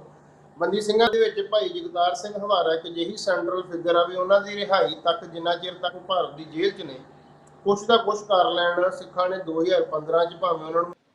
ਆਪਣਾ ਆਗੂ ਚੁਣਿਆ ਹੈ, ਹਾਲਾਂਕਿ ਉਵੇਂ ਉਸ ਰੂਪ 'ਚ ਅਕਾਲ ਤਖਤ ਦੇ ਉੱਤੇ ਜੋ ਕੁਝ ਚੱਲਦਾ ਹੈ, ਜਿਵੇਂ ਅਕਾਲੀ ਦਲ ਬਾਦਲ ਸਿਆਸਤ ਕਰਦਾ ਹੈ, ਪਰ ਕਿਤੇ ਨੇ ਆਪਣੇ ਚੇਤਨ ਦੇ ਵਿੱਚ ਭਾਈ ਜਗਤਾਰ ਸਿੰਘ ਹਵਾਰਾ ਨੂੰ ਇੱਕ ਸੈਂਟਰਲ ਫਿਗਰ ਦੇ ਤੌਰ ਤੇ ਵੇਖਦੇ। ਦੇਖਦੇ ਹਾਂ ਤਾਂ ਉਹ ਰਿਲੇਸ਼ਨ ਜਿਹੜਾ ਆ ਜਿਹੜੀ ਸਟੇਟ ਦੇ ਨਾਲ ਜਿਹੜੀ ਬਹੁ ਗਿਣਤੀ ਦੇ ਨਾਲ ਸਿੱਖ 47 ਚ ਆਏ ਨੇ ਆਪਣਾ ਰਾਜ, ਜਦੋਂ ਕਿ ਇੱਕ ਕਿਤੇ ਨਾ ਕਿਤੇ ਪੋਸੀਬਿਲਿਟੀ ਸੀ ਲੈਣ ਦੀ, ਪਰ ਜਿੱਥੇ ਭਰੋਸਾ ਉਹਨਾਂ ਨੇ ਆਪਣਾ ਜ਼ਾਹਰ ਕੀਤਾ ਉਹਦੇ ਨਾਲ ਅੱਜ ਮਤਲਬ ਕੋਈ ਬਹੁਤ ਛੋਟਾ ਸੈਕਸ਼ਨ ਹੋਊਗਾ ਸਿੱਖਾਂ ਦਾ ਖੁਸ਼ਾਮਦੀ ਵਾਲੇ ਸੁਭਾਅ ਵਾਲਾ ਜਿਹੜਾ ਕਿ ਦਿੱਲੀ ਨਾਲ ਸਹਿਮਤੀ ਰੱਖਦਾ ਹੋਵੇ। ਸਿੱਖਾਂ ਦੀ ਮੈਜੋਰਟੀ ਪੋਪੂਲੇਸ਼ਨ ਹੈ ਜਿਹੜੀ ਉਹ ਆਪਣੇ ਆਪ ਨੂੰ ਫਸਿਆ ਮਹਿਸੂਸ ਕਰ ਰਹੀ ਆ, ਭਾਵੇਂ ਉਹ ਜੇ ਪਹਿਲੀ ਗੱਲ ਤਾਂ ਲੜਨ ਦੇ ਰੌਂ 'ਚ, ਜੇ ਲੜਨ ਦੇ ਰੌਂ 'ਚ ਨਹੀਂ ਆ ਤਾਂ ਉਹ ਇਸ ਥਾਂ ਨੂੰ ਛੱਡ ਕੇ ਬਾਹਰ ਮਾਈਗ੍ਰੇਟ ਹੋਣ ਦੇ ਰੌਂ 'ਚ ਆ। ਤਾਂ ਇਹ ਜਿਹੜੀ ਵੋਲੇਟਾਈਲ ਸਿਚੁਏਸ਼ਨ ਹੁੰਦੀ ਆ, ਬਹੁਤ ਖਤਰਨਾਕ ਸਿਚੁਏਸ਼ਨ ਹੁੰਦੀ ਆ। ਤੇ ਅਜਿਹੀ ਹਾਲਾਤ ਦੇ ਵਿੱਚ ਇੱਕ ਸਿੱਖਾਂ ਨੇ ਅੱਜ ਜਿਹੜੀ ਪਾਰਲੀਮੈਂਟ ਦੀ ਸੀਟ ਸਰਦਾਰ ਸਿਮਰਨਜੀਤ ਸਿੰਘ ਨੂੰ ਜਿਤਾਈ ਆ, ਉਹਦੇ ਅਰਾਊਂਡ ਬਹੁਤ ਕੁਛ ਇੱਦਾਂ ਦਾ ਬਿਲਡਅਪ ਹੋ ਸਕਦਾ ਹੈ ਕਿ ਜਿਹੜਾ ਆਉਣ ਵਾਲੇ ਸਮੇਂ 'ਚ ਇਸ ਖਿੱਤੇ ਵਾਸਤੇ ਕਾਫੀ ਇੰਪੋਰਟੈਂਸ ਰੱਖੂਗਾ। ਬਿਲਕੁਲ ਜੀ ਹਰ ਸਿੰਘ, ਤੁਸੀਂ ਗੱਲ ਕੀਤੀ ਕਿ ਜਿਹੜੇ ਪੋਲਿਸੀ ਮੇਕਰਸ ਨੇ ਇੰਡੀਆ ਦੇ ਉਹ ਕਿਵੇਂ ਸਿੱਖਾਂ ਨੂੰ ਦੇਖ ਰਹੇ ਆ। ਇਹਦੇ 'ਚ ਇੱਕ ਬੜੀ ਇੰਪੋਰਟੈਂਟ ਅੱਜ ਇੱਕ ਨਿਊਜ਼ ਆ, ਮੈਂ ਤੁਹਾਡੇ ਨਾਲ ਸਾਂਝੀ ਕਰਨੀ ਚਾਹੁੰਦਾ ਆਪਣੇ ਦਰਸ਼ਕਾਂ ਨਾਲ ਵੀ। ਟ੍ਰਿਬਿਊਨ ਨਿਊਜ਼ਪੇਪਰ ਦੀ ਇਹ ਹੈਡਲਾਈਨ ਆ, good governance and policing can check revival of pro Khalistan forces, former governor N Vohra. ਤਾਂ ਇਹ ਪੋਲਿਸੀ ਮੇਕਰ ਨੇ ਐਨ ਵੋਹਰਾ, ਜਿਹੜੇ ਕਿ ਉਹਨਾਂ ਦਾ ਇਹ ਕਹਿਣਾ ਕਿ ਗੁੱਡ ਗਵਰਨੈਂਸ ਐਂਡ ਪੋਲਿਸਿੰਗ ਜਿਹੜੀ ਆ ਉਹ ਖਾਲਿਸਤਾਨ ਦੇ ਰਿਵਾਈਵਲ ਨੂੰ ਰੋਕ ਸਕਦੀ ਆ। ਇਹ ਉਹਨਾਂ ਦੀ ਅੱਜ ਪੰਜਾਬ ਦੇ ਨਾਲ ਲੱਗਦਾ ਸੂਬਾ ਆ ਹਿਮਾਚਲ ਪ੍ਰਦੇਸ਼, ਉੱਥੇ ਸਾਰੇ ਹਿਮਾਚਲ ਪ੍ਰਦੇਸ਼ ਦੇ ਜਿਹੜੇ ਪੁਲਿਸ ਆਫਿਸਰਸ ਨੇ ਉਹਨਾਂ ਦੀ ਇੱਕ ਮੀਟਿੰਗ ਨੂੰ ਐਡਰੈਸ ਕਰ ਰਹੇ ਸੀ, ਇੰਟਰਨਲ ਸਿਕਿਉਰਿਟੀ ਬਾਰੇ ਜਿਹੜੀ ਮੀਟਿੰਗ ਸੀ ਉਹਦੇ ਵਿੱਚ ਉਹਨਾਂ ਦੇ ਇਹ ਸਟੇਟਮੈਂਟ ਆ। ਤਾਂ ਆਪਣੇ ਆਪ 'ਚ ਸਟੇਟਮੈਂਟ ਨੂੰ ਡਿਫਾਈਨ ਕਰਨਾ ਉਹ ਬੜਾ ਕੁਝ ਐਕਸਪਲੇਨ ਕਰ ਰਿਹਾ ਕਿ ਇੰਡੀਅਨ ਸਟੇਟ ਦੇ ਜਿਹੜੇ ਹਾਇਰ ਥਿੰਕਰਸ ਨੇ ਉਹ ਇਹ ਗੱਲ ਮੰਨ ਰਹੇ ਆ ਕਿ ਜਿਹੜੀ ਇਹ ਮੂਵਮੈਂਟ ਆ ਸਿੱਖਾਂ ਦੇ ਅੰਦਰ, ਜਿਹੜੀ ਆਪਣੀ ਸੋਵਰੈਨਿਟੀ ਦੀ ਆ, ਉਹ ਬੜੀ ਤੇਜ਼ੀ ਦੇ ਨਾਲ ਵੱਧ ਰਹੀ ਆ। ਪਰ ਉਹਦੇ ਹੁਣ ਰਿਵਾਈਵਲ ਨੂੰ ਰੋਕਣਾ ਕਿਵੇਂ ਆ, ਤਾਂ ਉਹਦਾ ਜਿਹੜਾ ਐਂਟੀਥੀਸਿਸ ਆ ਉਹ ਦੱਸ ਰਹੇ ਆ ਕਿ ਗੁੱਡ ਗਵਰਨੈਂਸ ਐਂਡ ਗੁੱਡ ਪੋਲਿਸਿੰਗ। ਤਾਂ ਮਸਲਾ ਇਹ ਹੈ ਕਿ ਇੱਕ ਗੱਲ ਮੈਨੂੰ ਯਾਦ ਆ ਜਾਂਦੀ ਆ ਕਿ ਇੱਕ ਵਾਰ ਸਰਦਾਰ ਪ੍ਰਭਜੋਤ ਸਿੰਘ ਨਵੇਂ ਸ਼ਹਿਰ ਤੋਂ ਸਿੱਖ ਵਿਦਵਾਨ ਨੇ, ਉਹਨਾਂ ਨੇ ਇੱਕ ਲੇਖ ਲਿਖਿਆ ਸੀ ਕਿ ਵਿਕਾਸ ਕਦੇ ਆਜ਼ਾਦੀ ਦਾ ਬਦਲ ਨਹੀਂ ਹੁੰਦਾ। ਤਾਂ ਇਹ ਜਿਹੜੀ ਸਟੇਟਮੈਂਟ ਆ ਇਹ ਪਹਿਲਾਂ ਵੀ ਇੰਡੀਅਨ ਐਸਟੈਬਲਿਸ਼ਮੈਂਟ ਇਸ ਗੱਲ ਤੇ ਰਹੀ ਆ ਕਿ ਸ਼ਾਇਦ ਸਿੱਖਾਂ ਨੂੰ ਅਪੀਜ਼ ਕੀਤਾ ਜਾ ਸਕਦਾ ਹੈ ਚੌੜੀਆਂ ਸੜਕਾਂ ਦੇ ਨਾਲ, ਵੱਡੀਆਂ ਬਿਲਡਿੰਗਸ ਦੇ ਨਾਲ, ਜਾਂ ਇਨਫਰਾਸਟਰਕਚਰ ਡਿਵੈਲਪ ਕਰਕੇ। ਪਰ ਮੈਨੂੰ ਲੱਗਦਾ ਕਿ ਇਹ ਸਿੱਖਾਂ ਦੀ ਜਿਹੜੀ ਅਪੀਜ਼ਮੈਂਟ ਆ ਉਹ ਇਸ ਤਰੀਕੇ ਦੇ ਨਾਲ ਸੰਭਵ ਨਹੀਂ, ਇਹ ਪਹਿਲਾਂ ਵੀ ਫੇਲ ਹੋਈ ਆ, ਪਰ ਹਜੇ ਵੀ ਉਹ ਇਸ ਗੱਲ ਦੇ ਉੱਤੇ, ਇਸੇ ਲਾਈਨ ਦੇ ਉੱਤੇ ਚੱਲ ਰਹੇ ਆ। ਤਾਂ ਇਸ ਦੇ ਨਾਲ ਜਿਹੜੀ ਇੱਕ ਹੋਰ ਗੱਲ ਆ ਕਿ ਜਿਹੜੀ ਇੰਡੀਆ ਦੀ ਰੀਜਨਲ ਪੋਲਿਟਿਕਸ ਆ ਵਿਦਿਨ ਇੰਡੀਅਨ ਫਰੇਮਵਰਕ ਜੇ ਅਸੀਂ ਦੇਖੀਏ ਤਾਂ ਉਹਦੇ ਵਿੱਚ ਅੱਜ ਜਿੱਥੇ ਬੀਜੇਪੀ ਜਿਹੜੀ ਆ ਉਹ ਵਨ ਪਾਰਟੀ ਸਿਸਟਮ ਵਾਂਗ, ਜਿਵੇਂ ਚਾਈਨਾ ਦੇ ਵਿੱਚ ਇੱਕ ਵਨ ਪਾਰਟੀ ਸਿਸਟਮ ਆ, ਉਵੇਂ ਹੀ ਇੰਡੀਆ ਦੇ ਵਿੱਚ ਅੱਜ ਵਨ ਪਾਰਟੀ ਸਿਸਟਮ ਖੜਾ ਹੋ ਰਿਹਾ ਹੈ, ਜਿਹਦੇ ਵਿੱਚ ਬੀਜੇਪੀ ਸਾਰੀਆਂ ਸਟੇਟਸ ਦੇ ਉੱਤੇ ਲਗਾਤਾਰ, ਭਾਵੇਂ ਉਹ ਇਲੈਕਸ਼ਨਸ 'ਚ ਜਿੱਤ ਕੇ ਆ ਜੇ, ਭਾਵੇਂ ਜਿਵੇਂ ਹੁਣ ਮਹਾਰਾਸ਼ਟਰ 'ਚ ਹੋਇਆ, ਉਵੇਂ ਕਿੰਨੀਆਂ ਸਟੇਟਸ ਦੇ ਵਿੱਚ ਕਿਹਾ ਜਾਂਦਾ ਕਿ ਦੂਜੀਆਂ ਪਾਰਟੀਆਂ ਦੇ ਐਮਐਲਏ ਜਿਹੜੇ ਆ ਉਹ ਸ਼ਿਫਟ ਹੁੰਦੇ ਆ, ਤੇ ਬੀਜੇਪੀ ਪਾਵਰ ਨੂੰ ਕੰਸੋਲੀਡੇਟ ਕਰ ਰਹੀ ਹੈ। ਬੀਜੇਪੀ ਮੀਨਸ ਆਰਐਸਐਸ ਦਾ ਕਲੀਅਰ ਕੱਟ ਏਜੰਡਾ ਹਿੰਦੂ ਰਾਸ਼ਟਰ ਦਾ, ਉਹ ਵਾਰ-ਵਾਰ ਇਸ ਗੱਲ ਨੂੰ ਦਾਅਵਾ ਕਰ ਚੁੱਕੇ ਆ। ਤਾਂ ਜਿਹੜੀ ਇਹ ਪੋਲਿਟਿਕਸ ਇੰਡੀਆ ਦੀ ਇਹ ਰੂਪ ਲੈ ਰਹੀ ਆ ਉਹਦੇ ਵਿੱਚ ਓਪੋਜੀਸ਼ਨ ਦਾ ਖਤਮ ਹੋਣਾ, ਤੇ ਓਪੋਜੀਸ਼ਨ ਦੀ ਇੱਕ ਆਸ ਇਹੀ ਵੱਜ ਰਹੀ ਆ ਕਿ ਰੀਜਨਲ ਪਾਰਟੀਆਂ, ਚਾਹੇ ਉਹ ਸਾਊਥਰਨ ਸਟੇਟਸ ਦੀਆਂ ਹੋਣ, ਜਿਹੜੀਆਂ ਮਤਲਬ ਸਾਰੀਆਂ ਸਾਊਥਰਨ ਸਟੇਟਸ ਨੇ, ਉਹਨਾਂ ਦੇ ਅੰਦਰ ਇੱਕ ਐਸਪੀਰੇਸ਼ਨ ਆ ਆਪਣੇ ਰਾਈਟਸ ਨੂੰ ਪ੍ਰੋਟੈਕਟ ਕਰਨ ਦੀ, ਆਪਣੀ ਆਈਡੈਂਟੀਟੀਜ਼ ਨੂੰ ਪ੍ਰੋਟੈਕਟ ਕਰਨ ਦੀ, ਚਾਹੇ ਉਹ ਨਾਰਥ ਈਸਟਰਨ ਸਟੇਟਸ ਹੋਣ, ਚਾਹੇ ਉਹ ਹੋਰ ਇੰਡੀਆ ਦੇ ਵਿੱਚ ਕੌਮੀਅਤਾਂ ਹੋਣ, ਹੋਰ ਆਈਡੈਂਟੀਟੀਜ਼ ਹੋਣ, ਜਿਹੜੀਆਂ ਕਿ ਆਪਣੀ ਪੋਲੀਟੀਕਲ ਲਾਈਫ ਜਿਹੜੀਆਂ ਨੇ ਉਹਨੂੰ ਸਸਟੇਨ ਕਰਨਾ ਚਾਹੁੰਦੀਆਂ ਨੇ। ਤਾਂ ਉਹਨਾਂ ਸਾਰੀਆਂ ਦਾ ਇੱਕ ਸਮੂਹ ਜਿਹੜਾ ਆ ਉਹ ਇੱਕ ਗਠਜੋੜ ਬਣ ਸਕਦਾ, ਜਿਹਦੇ ਲਈ ਹਮੇਸ਼ਾ ਇਹ ਕਿਹਾ ਜਾਂਦਾ ਸੀ ਕਿ ਇਸ ਗਠਜੋੜ ਨੂੰ ਸਿੱਖ ਅਗਵਾਈ ਦੇ ਸਕਦੇ ਨੇ। ਕੋਈ ਸਿੱਖਾਂ ਦੀ ਧਿਰ ਹੋਵੇ ਜਿਹੜੀ ਆ ਉਹ ਇਸ ਗਠਜੋੜ ਨੂੰ ਅਗਵਾਈ ਦੇ ਕੇ ਤੇ ਬੀਜੇਪੀ ਦਾ ਜਿਹੜਾ ਇਹ ਰੱਥ ਚੱਲ ਰਿਹਾ ਇਹਨੂੰ ਰੋਕ ਸਕਦੀ ਆ। ਤਾਂ ਉਹਦੇ ਵਿੱਚ ਸ਼੍ਰੋਮਣੀ ਅਕਾਲੀ ਦਲ ਬਾਦਲ ਜਿਹੜਾ ਕਿ ਕਦੇ ਸ਼੍ਰੋਮਣੀ ਅਕਾਲੀ ਦਲ ਸਿੱਖਾਂ ਦੀ ਪੋਲੀਟੀਕਲ ਆਰਗੇਨਾਈਜੇਸ਼ਨ ਦਾ ਦਾਅਵੇਦਾਰ ਸੀ ਜਾਂ ਉਸਦੇ ਉੱਤੇ ਬੈਠਾ ਹੋਇਆ ਸੀ, ਤਾਂ ਉਹਦੀਆਂ ਆਪਣੀਆਂ ਕਮਜ਼ੋਰੀਆਂ ਜਾਂ ਪਾਸਟ ਦੇ ਵਿੱਚ ਲਏ ਉਹਦੇ ਆਪਣੇ ਸਟੈਂਡਸ ਨੇ ਜਿਹੜੇ ਫੈਡਰਲਿਜ਼ਮ ਦੇ, ਖਾਸ ਕਰਕੇ ਉਹਨਾਂ ਮਸਲਿਆਂ ਤੇ, ਚਾਹੇ ਉਹ ਕਸ਼ਮੀਰ ਦਾ ਮਸਲਾ ਹੋਵੇ ਜਦੋਂ 370 ਤੋੜੀ ਗਈ ਆ, ਤਾਂ ਉਹ ਮੋਰਲੀ ਜਿਹੜਾ ਆ ਉਹ ਨਹੀਂ ਸੀ ਇਸ ਲੀਡਰਸ਼ਿਪ ਨੂੰ ਕਲੇਮ ਕਰਨ ਦਾ ਹੱਕਦਾਰ, ਨਹੀਂ ਸੀ ਬਣ ਰਿਹਾ। ਤਾਂ ਸਿਮਰਨਜੀਤ ਸਿੰਘ ਮਾਨ ਦੀ ਜਿਹੜੀ ਇਹ ਜਿੱਤ ਆ, ਤਾਂ ਕੀ ਇਹ ਸੰਭਾਵਨਾ ਵੀ ਲੱਗ ਰਹੀ ਆ ਕਿ ਜਿਹੜਾ ਇੱਕ ਵਾਈਡਰ ਫਰੰਟ ਆ ਇੰਡੀਆ ਦੇ ਵਿੱਚ, ਜਿਹੜੀਆਂ ਕਿ ਜੇ ਆਪਾਂ ਇੰਡੀਆ ਦਾ ਜਿਹੜਾ ਫਰੇਮਵਰਕ ਆ, ਪੋਲੀਟੀਕਲ ਫਰੇਮਵਰਕ ਆ, ਉਹਦੇ ਵਿੱਚ ਦੇਖੀਏ ਤਾਂ ਐਂਟੀ ਬੀਜੇਪੀ ਰੀਜਨਲ ਪਾਰਟੀਜ਼ ਨੂੰ ਕਿਸੇ ਇੱਕ ਫਰੰਟ ਦੇ ਉੱਤੇ ਕੀ ਸਰਦਾਰ ਸਿਮਰਨਜੀਤ ਸਿੰਘ ਮਾਨ ਅਗਲੇ ਸਮੇਂ 'ਚ ਲੀਡ ਕਰ ਸਕਦੇ ਆ? ਤੁਹਾਨੂੰ ਇਹਦੀਆਂ ਸੰਭਾਵਨਾਵਾਂ ਕੀ ਨਜ਼ਰ ਆਉਂਦੀਆਂ ਨੇ? ਵੇਖੋ, ਸਿਮਰਜੀਤ ਸਿੰਘ ਮਾਨ ਦਾ ਸਟੈਚਰ ਤਾਂ ਉਹ ਹੈ ਕਿ ਉਹ ਲੀਡ ਕਰ ਸਕਦੇ ਨੇ, ਪਰ ਉਹ ਸੁਭਾਅ ਨਹੀਂ ਹੈ ਜਾਂ ਪੋਲੀਟੀਕਲ ਵਿਲ ਨਹੀਂ ਹੈ ਕਿ ਉਹ ਕਿਸੇ ਵੀ ਤਰ੍ਹਾਂ ਦਾ ਇੰਡੀਅਨ ਫੈਡਰਲ ਸਿਸਟਮ, ਜਿਹਨੂੰ ਜਿਹੜਾ ਕਿਸੇ ਸਮੇਂ ਇਹਨਾਂ ਨੇ ਕਹਿ ਕੇ ਫੈਡਰਲ ਸਿਸਟਮ ਹੀ ਆਪਣਾ ਇਹ 47 ਤੋਂ ਬਾਅਦ ਅਪਣਾਇਆ, ਪਰ ਉਹ ਉਵੇਂ ਦੀ ਸਹਿਮਤੀ ਮੈਨੂੰ ਲੱਗਦਾ ਨਹੀਂ ਕਿ ਕਦੇ ਵੀ ਬਣੂਗੀ, ਕਿਉਂਕਿ ਸਰਦਾਰ ਸਿਮਰਨਜੀਤ ਸਿੰਘ ਮਾਨ ਆ ਜਿਹੜਾ, ਉਹ ਜਿਹੜੀ ਗੱਲ ਤੁਸੀਂ ਕੀਤੀ ਹੈ ਕਿ ਰਾਜ ਦੀ ਜਿਹੜੀ ਗੱਲ ਤੁਸੀਂ ਪ੍ਰਭਜੋਤ ਸਿੰਘ ਹੋਣਾ ਦੀ ਤੁਸੀਂ ਉਹ ਕੋਟ ਕੀਤਾ, ਉਹ ਲੇਖ ਜਿਹੜਾ ਆਰਟੀਕਲ ਦਾ ਸਿਰਲੇਖ ਸੀ ਕਿ ਵਿਕਾਸ ਕਦੇ ਵੀ ਆਜ਼ਾਦੀ ਦਾ ਬਦਲ ਨਹੀਂ ਹੁੰਦਾ। ਆਪਣੇ ਕੋਲ ਉਦਾਹਰਨ 18ਵੀਂ ਸਦੀ ਦੇ ਵਿੱਚ ਬਾਬਾ ਬੰਦਾ ਸਿੰਘ ਬਹਾਦਰ ਦੀ ਸ਼ਹਾਦਤ ਤੋਂ ਬਾਅਦ ਮਾਝੇ ਦੇ ਵਿੱਚ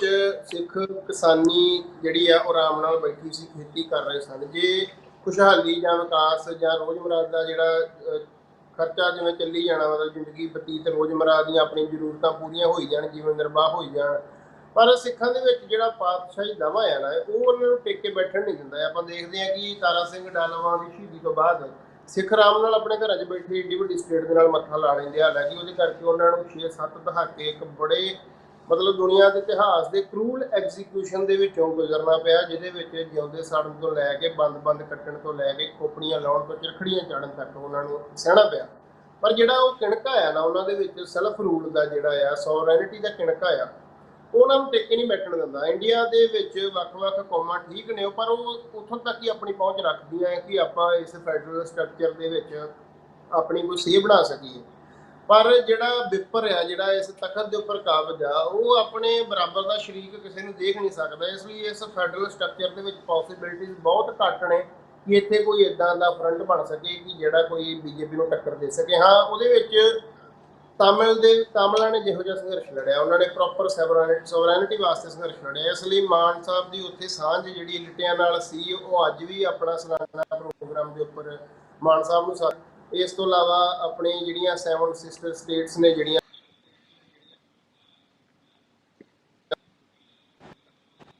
ਜਿਹੜੇ 7 ਸੂਬੇ,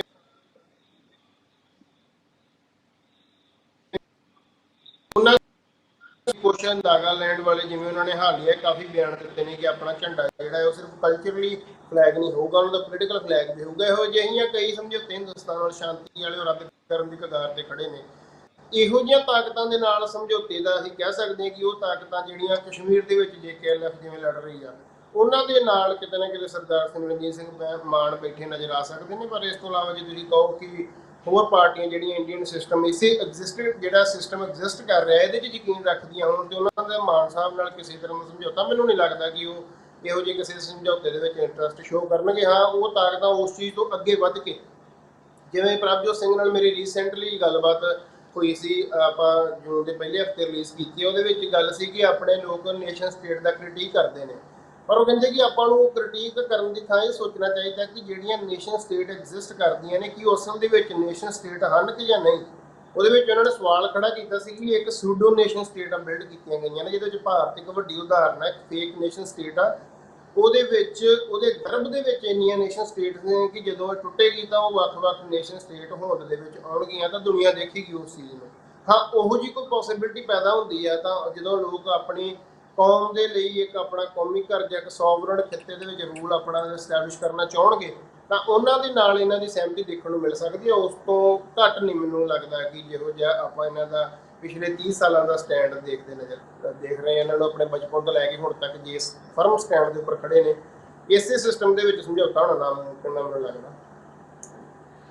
ਬਿਲਕੁਲ ਜੁਝਾਰ ਸਿੰਘ, ਤੁਸੀਂ ਕਾਫੀ ਜਿਹੜਾ ਇੱਕ ਤੁਹਾਡੇ ਵਿਚਾਰ ਸੀ ਇਸ ਜਿੱਤ ਬਾਰੇ, ਜਾਂ ਇੱਕ ਨੌਜਵਾਨ ਜਿਹੜਾ ਆ ਐਕਟਿਵਿਸਟ ਜਿਹੜਾ ਆ ਉਹ ਕਿਵੇਂ ਇਸ ਪੋਲੀਟੀਕਲ ਚੇਂਜਿਸ ਨੂੰ ਜਾਂ ਇਹ ਜੋ ਸਮੀਕਰਨ ਬਦਲ ਰਹੇ ਨੇ ਪੰਜਾਬ ਦੀ ਸਿਆਸਤ ਦੇ, ਇਹਨਾਂ ਨੂੰ ਕਿਵੇਂ ਦੇਖ ਰਿਹਾ, ਤੁਸੀਂ ਇਹਦੇ ਬਾਰੇ ਸਾਡੇ ਨਾਲ ਗੱਲਬਾਤ ਕੀਤੀ। ਅਸੀਂ ਤੁਹਾਡਾ ਬਹੁਤ ਧੰਨਵਾਦ ਕਰਦੇ ਹਾਂ। ਵਾਹਿਗੁਰੂ ਜੀ ਕਾ ਖਾਲਸਾ, ਵਾਹਿਗੁਰੂ ਜੀ ਕੀ ਫਤਿਹ ਜੀ। ਵਾਹਿਗੁਰੂ ਜੀ ਕਾ ਖਾਲਸਾ, ਵਾਹਿਗੁਰੂ ਜੀ ਕੀ ਫਤਿਹ। ਬਿਲਕੁਲ, ਸਾਡੇ ਨਾਲ ਜੁੜੇ ਹੋਏ ਸਾਰੇ ਦਰਸ਼ਕਾਂ ਨੂੰ ਮੈਂ ਇਹ ਦੱਸਣਾ ਚਾਹੁੰਦਾ ਕਿ ਜਿਵੇਂ ਅਸੀਂ ਜੁਝਾਰ ਸਿੰਘ ਹੋਰਾਂ ਦੇ ਨਾਲ ਇਹ ਗੱਲਬਾਤ ਕੀਤੀ ਆ ਕਿ ਅਕਸਰ ਨੂੰ ਜਿਹੜੀ ਇਹ ਵੱਡੀ ਪੋਲੀਟੀਕਲ ਸ਼ਿਫਟ ਆ ਪੰਜਾਬ ਦੀ ਪੋਲੀਟਿਕਸ ਦੇ ਵਿੱਚ, ਇਸ ਦੇ ਵਿੱਚ ਨੌਜਵਾਨਾਂ ਦਾ ਇੱਕ ਬਹੁਤ ਵੱਡਾ ਰੋਲ ਰਿਹਾ। ਨੌਜਵਾਨਾਂ ਦਾ ਰੋਲ ਆਮ ਆਦਮੀ ਪਾਰਟੀ ਨੂੰ ਜਿਤਾਉਣ ਦੇ ਵਿੱਚ ਵੀ ਵੱਡਾ ਰਿਹਾ ਸੀ, ਪਰ ਆਮ ਆਦਮੀ ਪਾਰਟੀ ਜਿਹੜੀ ਆ ਉਹ ਨੌਜਵਾਨਾਂ ਦੀਆਂ ਐਸਪੀਰੇਸ਼ਨਸ ਦੇ ਬਰਾਬਰ ਦੀ ਸ਼ਾਇਦ ਨਹੀਂ ਹੋ ਸਕੀ, ਜਿਸ ਕਰਕੇ 3 ਮਹੀਨਿਆਂ ਦੇ ਵਿੱਚ ਇੱਕ ਵੱਡਾ ਟੈਸਟ ਕਿਹਾ ਜਾ ਰਿਹਾ ਸੀ ਸੰਗਰੂਰ ਬਾਈਪੋਲ ਨੂੰ ਆਮ ਆਦਮੀ ਪਾਰਟੀ ਦਾ, ਤੇ ਆਮ ਆਦਮੀ ਪਾਰਟੀ ਇਸ ਟੈਸਟ ਦੇ ਵਿੱਚ ਫੇਲ ਹੁੰਦੀ ਨਜ਼ਰ ਆ ਰਹੀ ਆ। ਜਿਹੜੇ ਲੇਟੈਸਟ ਅੰਕੜੇ ਨੇ, ਆਪਾਂ ਜੇ ਉਹਨਾਂ ਦੇ ਉੱਤੇ ਇੱਕ ਵਾਰ ਝਾਤ ਮਾਰ ਲਈਏ, ਜੋ election commission of India the website ਦੇ ਉੱਤੇ ਨਜ਼ਰ ਆ ਰਹੇ ਨੇ, ਉਹਨਾਂ ਦੇ ਵਿੱਚ ਗੁਰਮੇਲ ਸਿੰਘ ਜਿਹੜੇ ਆ 2,41,005 ਵੋਟਾਂ ਲੈ ਕੇ ਦੂਜੇ ਨੰਬਰ ਤੇ ਚੱਲ ਰਹੇ ਨੇ, ਤੇ ਸਿਮਰਨਜੀਤ ਸਿੰਘ ਮਾਨ 2,46,633 ਵੋਟਾਂ ਜਿਹੜੀਆਂ ਨੇ ਉਹਨਾਂ ਦੇ ਨਾਲ ਪਹਿਲੇ ਨੰਬਰ ਤੇ ਚੱਲ ਰਹੇ ਨੇ। ਤਾਂ ਇੱਕ ਵੱਡਾ ਚੇਂਜ ਅਸੀਂ ਕਹਿ ਸਕਦੇ ਹਾਂ ਕਿ ਇਹ ਬਦਲ ਜਿਹੜਾ ਆ, ਇਹ ਸ਼ਾਇਦ ਅਸਲ 'ਚ ਬਦਲ ਇਹ ਆਇਆ ਕਿਉਂਕਿ ਸਿਮਰਨਜੀਤ ਸਿੰਘ ਮਾਨ ਲਗਾਤਾਰ, ਜਿਨ੍ਹਾਂ ਨੂੰ ਕਿ ਹਾਸ਼ੀਏ ਦੇ ਉੱਤੇ ਤੱਕਿਆ ਗਿਆ ਸੀ, ਲਗਾਤਾਰ ਆਈਸੋਲੇਟ ਕੀਤਾ ਗਿਆ ਸੀ, ਉਹ ਆਈਸੋਲੇਸ਼ਨ ਇੱਥੋਂ ਤੱਕ ਦੀ ਸੀ ਕਿ ਸਰਦਾਰ ਸਿਮਰਨਜੀਤ ਸਿੰਘ ਮਾਨ ਦੀ ਜਦੋਂ ਜਿਸ ਦਿਨ ਇਲੈਕਸ਼ਨ ਸੀ, ਉਸ ਦਿਨ ਪੰਜਾਬ ਦੇ ਇੱਕ ਵੱਡੇ ਨਿਊਜ਼ਪੇਪਰ ਦੇ ਵਿੱਚ ਇੱਕ ਖਬਰ ਲੱਗਦੀ ਆ ਸੰਗਰੂਰ ਇਲੈਕਸ਼ਨ ਬਾਰੇ, ਜਿਹਦੇ ਵਿੱਚ ਕਿ ਸਾਰੇ ਕੈਂਡੀਡੇਟਸ ਦੀਆਂ ਤਸਵੀਰਾਂ ਦੇ ਨਾਲ ਜ਼ਿਕਰ ਕੀਤਾ ਜਾਂਦਾ ਹੈ ਕਿ ਇਲੈਕਸ਼ਨ ਦੇ ਵਿੱਚ ਮੁਕਾਬਲਾ ਕਿਹਨਾਂ ਦਰਮਿਆਨ ਆ। ਤਾਂ ਉਸ ਖਬਰ ਦੇ ਵਿੱਚ ਸਰਦਾਰ ਸਿਮਰਨਜੀਤ ਸਿੰਘ ਮਾਨ ਨੂੰ ਆਈਸੋਲੇਟ ਕੀਤਾ ਜਾਂਦਾ, ਉਹਨਾਂ ਦੀ ਤਸਵੀਰ ਨਹੀਂ ਲਾਈ ਜਾਂਦੀ। ਤਾਂ ਇਹ ਸਰਦਾਰ ਸਿਮਰਨਜੀਤ ਸਿੰਘ ਮਾਨ ਨੇ ਇਸ ਗੱਲ ਦੇ ਉੱਤੇ ਇਤਰਾਜ਼ ਵੀ ਪ੍ਰਗਟ ਕੀਤਾ ਸੀ, ਪਰ ਭਾਵੇਂ ਉਹ ਮੀਡੀਆ ਹੋਵੇ ਜਾਂ ਭਾਵੇਂ ਉਹ ਪੋਲੀਟੀਕਲ ਸਪੇਸ ਹੋਵੇ, ਉਹਦੇ ਵਿੱਚੋਂ ਲਗਾਤਾਰ ਆਈਸੋਲੇਟ ਕੀਤਾ ਗਿਆ, ਲਗਾਤਾਰ ਕੇਸਿਸ ਦਰਜ ਕੀਤੇ ਗਏ ਸਰਦਾਰ ਸਿਮਰਨਜੀਤ ਸਿੰਘ ਮਾਨ ਦੇ ਉੱਤੇ, ਲਗਾਤਾਰ ਉਹਨਾਂ ਦੇ ਕੈਡਰ ਦੇ ਉੱਤੇ ਪ੍ਰੈਸ਼ਰ ਬਿਲਡਅਪ ਕੀਤਾ ਗਿਆ, ਜਿਹਦੇ ਨਾਲ ਕੈਡਰ ਟੁੱਟਿਆ ਵੀ ਤੇ ਪਾਰਟੀ ਨੂੰ ਆਰਗੇਨਾਈਜ਼ ਰੱਖਣ ਦੇ ਵਿੱਚ ਬੜੀਆਂ ਵੱਡੀਆਂ ਦਿੱਕਤਾਂ ਵੀ ਆਈਆਂ ਸਰਦਾਰ ਸਿਮਰਨਜੀਤ ਸਿੰਘ ਮਾਨ ਨੂੰ, ਪਰ ਉਹ ਇਹਨਾਂ ਸਾਰੀਆਂ ਦਿੱਕਤਾਂ ਦੇ ਬਾਵਜੂਦ ਆਪਣੇ ਸਟੈਂਡ ਤੇ ਖੜੇ ਰਹੇ। ਤੇ ਸਰਦਾਰ ਸਿਮਰਨਜੀਤ ਸਿੰਘ ਮਾਨ ਦਾ ਇਸ ਦੇ ਨਾਲ ਇੱਕ ਵੱਡਾ ਪ੍ਰਭਾਵ ਇਹ ਆ ਕਿ ਸਰਦਾਰ ਸਿਮਰਨਜੀਤ ਸਿੰਘ ਮਾਨ ਨੇ ਇੱਕ ਜਿਹੜੇ ਡਿਪਲੋਮੈਟਿਕ ਰਿਲੇਸ਼ਨਸ ਹੁੰਦੇ ਆ, ਜਿਹੜੇ ਕਿ ਖਾਸ ਕਰਕੇ ਵੈਸਟਰਨ ਕੰਟਰੀਜ਼ ਦੇ ਵਿੱਚ ਜਿੱਥੇ ਜਿੱਥੇ ਸਿੱਖ ਪ੍ਰਵਾਸ ਕਰਕੇ ਗਏ ਆ, ਚਾਹੇ ਉਹ USA ਹੋਵੇ, UK ਹੋਵੇ, ਕੈਨੇਡਾ ਹੋਵੇ, ਇਹਨਾਂ ਕੰਟਰੀਜ਼ ਦੇ ਵਿੱਚ ਇੱਕ ਜਿਹੜੀ ਦੁਨੀਆ ਦੀ ਇੱਕ ਵੱਡੀ ਅੱਜ ਪਾਵਰ ਬਣਦੀ ਹੈ ਜਿਹੜੀਆਂ ਕੰਟਰੀਜ਼, ਉਹਨਾਂ ਦੇ ਨਾਲ ਡਿਪਲੋਮੈਟਿਕ ਰਿਲੇਸ਼ਨਸ ਸਟੈਬਲਿਸ਼ ਰੱਖੇ, ਬਹਾਲ ਰੱਖੇ, ਤੇ ਲਗਾਤਾਰ ਸਰਦਾਰ ਸਿਮਰਨਜੀਤ ਸਿੰਘ ਮਾਨ ਦੀ ਜਿਹੜੀ ਪਾਰਟੀ ਆ, ਉਸ ਦੇ ਜਿਹੜੇ ਯੂਨਿਟਸ ਨੇ ਇਹਨਾਂ ਕੰਟਰੀਜ਼ ਦੇ ਵਿੱਚ ਐਕਟਿਵ ਰਹਿੰਦੇ ਨੇ, ਤੇ ਉਹਨਾਂ ਦਾ ਇੱਕ ਵੱਡਾ ਰੋਲ ਰਹਿੰਦਾ ਹੈ। ਜਿਵੇਂ ਪਿਛਲੇ ਦਿਨੀ ਅਸੀਂ USA 'ਚ ਦੇਖਿਆ ਕਿ ਜਿਹੜਾ ਸਿੱਖ ਐਲਾਨਨਾਮਾ ਸੀ, ਸਿੱਖ ਖਾਲਿਸਤਾਨ ਦਾ ਐਲਾਨਨਾਮਾ ਸੀ ਜਿਹੜਾ, ਉਸ ਦੀ ਹਮਾਇਤ ਦੇ ਵਿੱਚ ਜਿਵੇਂ ਪ੍ਰੋਕਲਾਮੇਸ਼ਨਸ USA ਦੀਆਂ ਸਟੇਟ ਅਸੈਂਬਲੀਜ਼ ਦੇ ਵਿੱਚ, ਸਿਟੀ ਅਸੈਂਬਲੀਜ਼ ਦੇ ਵਿੱਚ ਜਿਵੇਂ ਹੋਈਆਂ, ਤਾਂ ਉਹਦੇ ਵਿੱਚ ਵੀ ਇਹਨਾਂ ਦੀ ਪਾਰਟੀ ਦਾ ਇੱਕ ਵੱਡਾ ਯੋਗਦਾਨ, ਇੱਕ ਵੱਡੀ ਸ਼ਮੂਲੀਅਤ ਰਹਿੰਦੀ ਆ। ਤੇ ਸਰਦਾਰ ਸਿਮਰਨਜੀਤ ਸਿੰਘ ਮਾਨ ਦੀ ਪੋਲੀਟਿਕਸ ਜਿਹੜੀ ਕਿ ਉਹ ਸ਼ਰੇਆਮ ਕਹਿੰਦੇ ਨੇ ਕਿ ਉਹ ਖਾਲਿਸਤਾਨ ਸਿੱਖ ਸੋਵਰਨ ਸਟੇਟ ਦੀ ਜਿਹੜੀ ਆ ਇੱਕ ਡੈਮੋਕ੍ਰੈਟਿਕ ਤਰੀਕੇ ਦੇ ਨਾਲ, ਪੀਸਫੁਲ ਤਰੀਕੇ ਦੇ ਨਾਲ ਉਸ ਦੀ ਪੋਲੀਟਿਕਸ ਕਰਦੇ ਨੇ। ਤਾਂ ਉਸ ਪੋਲੀਟਿਕਸ ਨੂੰ ਅੱਜ ਦਾ ਇਹ ਸਮਾਂ, ਜਦੋਂ ਪੂਰੀ ਦੁਨੀਆ ਦੇ ਵਿੱਚ ਇੱਕ ਜੀਓਪੋਲੀਟੀਕਲ ਸ਼ਿਫਟ ਆ ਰਿਹਾ ਹੈ, ਦੁਨੀਆ ਦੇ ਵਿੱਚ ਨਵੀਆਂ ਸਫਬੰਦੀਆਂ ਹੋ ਰਹੀਆਂ ਨੇ, ਦੇਸ਼ਾਂ ਦੇ ਨਵੇਂ ਗਠਜੋੜ ਬਣ ਰਹੇ ਨੇ, ਕੌਮਾਂ ਦੇ ਨਵੇਂ ਗਠਜੋੜ ਬਣ ਰਹੇ ਨੇ, ਸਾਊਥ ਏਸ਼ੀਆ ਦੇ ਵਿੱਚ ਅਫਗਾਨਿਸਤਾਨ ਦੇ ਵਿੱਚੋਂ USA ਦਾ ਬਾਹਰ ਚਲੇ ਜਾਣਾ, ਤੇ ਤਾਲਿਬਾਨ ਦਾ ਦੁਬਾਰਾ ਰਜੀਮ ਤੇ ਐਸਟੈਬਲਿਸ਼ ਹੋਣਾ, ਤੇ ਉਸ ਦੇ ਨਾਲ ਹੀ ਚਾਈਨਾ USA ਦਾ ਇੱਕ ਵੱਡਾ ਟਕਰਾਅ ਸਾਊਥ ਚਾਈਨਾ ਸੀ ਦੇ ਵਿੱਚ, ਤੇ ਚਾਈਨਾ ਇੰਡੀਆ ਬਾਰਡਰ ਦੇ ਉੱਤੇ ਜਿਵੇਂ ਗਲਵਾਨ ਦੇ ਵਿੱਚ 2019-20 ਦੇ ਵਿੱਚ ਜਿਵੇਂ ਇੱਕ ਟਕਰਾਅ ਹੋਇਆ ਵੱਡਾ ਕਈ ਦਹਾਕਿਆਂ ਤੋਂ ਬਾਅਦ, ਜਿਹਦੇ ਵਿੱਚ ਕਈ ਫੌਜੀ ਦੋਵਾਂ ਪਾਸਿਆਂ ਦੇ ਮਾਰੇ ਗਏ। ਤੇ ਇਹ ਸਾਰੇ ਟਕਰਾਅ ਤੇ ਰਸ਼ੀਆ ਯੂਕਰੇਨ ਵਾਰ ਜਿਹੜੀ ਆ, ਉਹਦੇ ਵਿੱਚ ਜਿਸ ਤਰ੍ਹਾਂ ਇੰਡੀਆ ਦੇ ਲਈ ਇੱਕ ਵੱਡਾ ਚੈਲੰਜ ਬਣਿਆ ਹੋਇਆ ਕਿ ਜਿਹੜੇ ਦੁਨੀਆ ਦੇ ਗਠਜੋੜ ਬਣ ਰਹੇ ਨੇ, ਗੁੱਟ ਬਣ ਰਹੇ ਨੇ, ਉਹਨਾਂ ਦੇ ਵਿੱਚ ਆਪਣੇ ਆਪ ਨੂੰ ਕਿਸ ਪੋਜੀਸ਼ਨ ਤੇ ਰੱਖਣਾ, ਤੇ ਬੜਾ ਕੁਛ ਪੋਲੀਟਿਕਸ ਦੇ ਵਿੱਚ ਚੇਂਜ ਹੋ ਰਿਹਾ। ਇਹ ਸਾਰੇ ਸਮੇਂ ਦੇ ਦਰਮਿਆਨ ਸਿੱਖ ਪੋਲੀਟਿਕਸ ਦੇ ਲਈ ਸਰਦਾਰ ਸਿਮਰਨਜੀਤ ਸਿੰਘ ਮਾਨ ਦੀ ਜਿੱਤ ਦੇ ਜਿਹੜੇ ਮਾਇਨੇ ਆ, ਉਹ ਇੱਕ ਬਾਈ ਇਲੈਕਸ਼ਨ ਤੋਂ ਗਾਂਹ ਜਾ ਕੇ ਵੀ ਬਹੁਤ ਵੱਡੇ ਹੋ ਜਾਂਦੇ ਆ। ਹੁਣ ਸਰਦਾਰ ਸਿਮਰਨਜੀਤ ਸਿੰਘ ਮਾਨ ਕਿਵੇਂ ਇਸ ਜਿੱਤ ਨੂੰ ਅੱਗੇ ਆਪਣੀ ਆਰਗੇਨਾਈਜੇਸ਼ਨਲ ਸਟਰਕਚਰ ਨੂੰ ਬਿਲਡ ਅਪ ਕਰਨ ਲਈ ਯੂਜ਼ ਕਰਦੇ ਨੇ, ਕਿਵੇਂ ਉਹ ਆਪਣੇ ਡਿਪਲੋਮੈਟਿਕ ਰਿਲੇਸ਼ਨਸ ਨੂੰ ਮਜ਼ਬੂਤ ਕਰਨ ਲਈ ਇਹ ਜਿੱਤ ਨੂੰ ਬਿਲਡ ਅਪ ਕਰਦੇ ਨੇ, ਤੇ ਕਿਵੇਂ ਪੰਜਾਬ ਦੇ ਲੋਕਾਂ ਨੂੰ, ਖਾਸ ਕਰਕੇ ਸਿੱਖਾਂ ਨੂੰ, ਸਿਮਰਨਜੀਤ ਸਿੰਘ ਮਾਨ ਦੀ ਇਸ ਜਿੱਤ ਤੋਂ ਬਾਅਦ ਸਰਦਾਰ ਸਿਮਰਨਜੀਤ ਸਿੰਘ ਮਾਨ ਦੇ ਨਾਲ ਜੁੜਨ ਦਾ ਕਿਵੇਂ ਇੱਕ ਅਸੀਂ ਦੇਖ ਸਕਦੇ ਕਿ ਮਾਹੌਲ ਚੇਂਜ ਹੁੰਦਾ ਜਾਂ ਟਰਸਟ ਬਿਲਡ ਅਪ ਹੁੰਦਾ, ਜਿਹੜਾ ਟਰਸਟ ਕਦੇ ਸਿੱਖਾਂ ਨੇ ਆਪਣਾ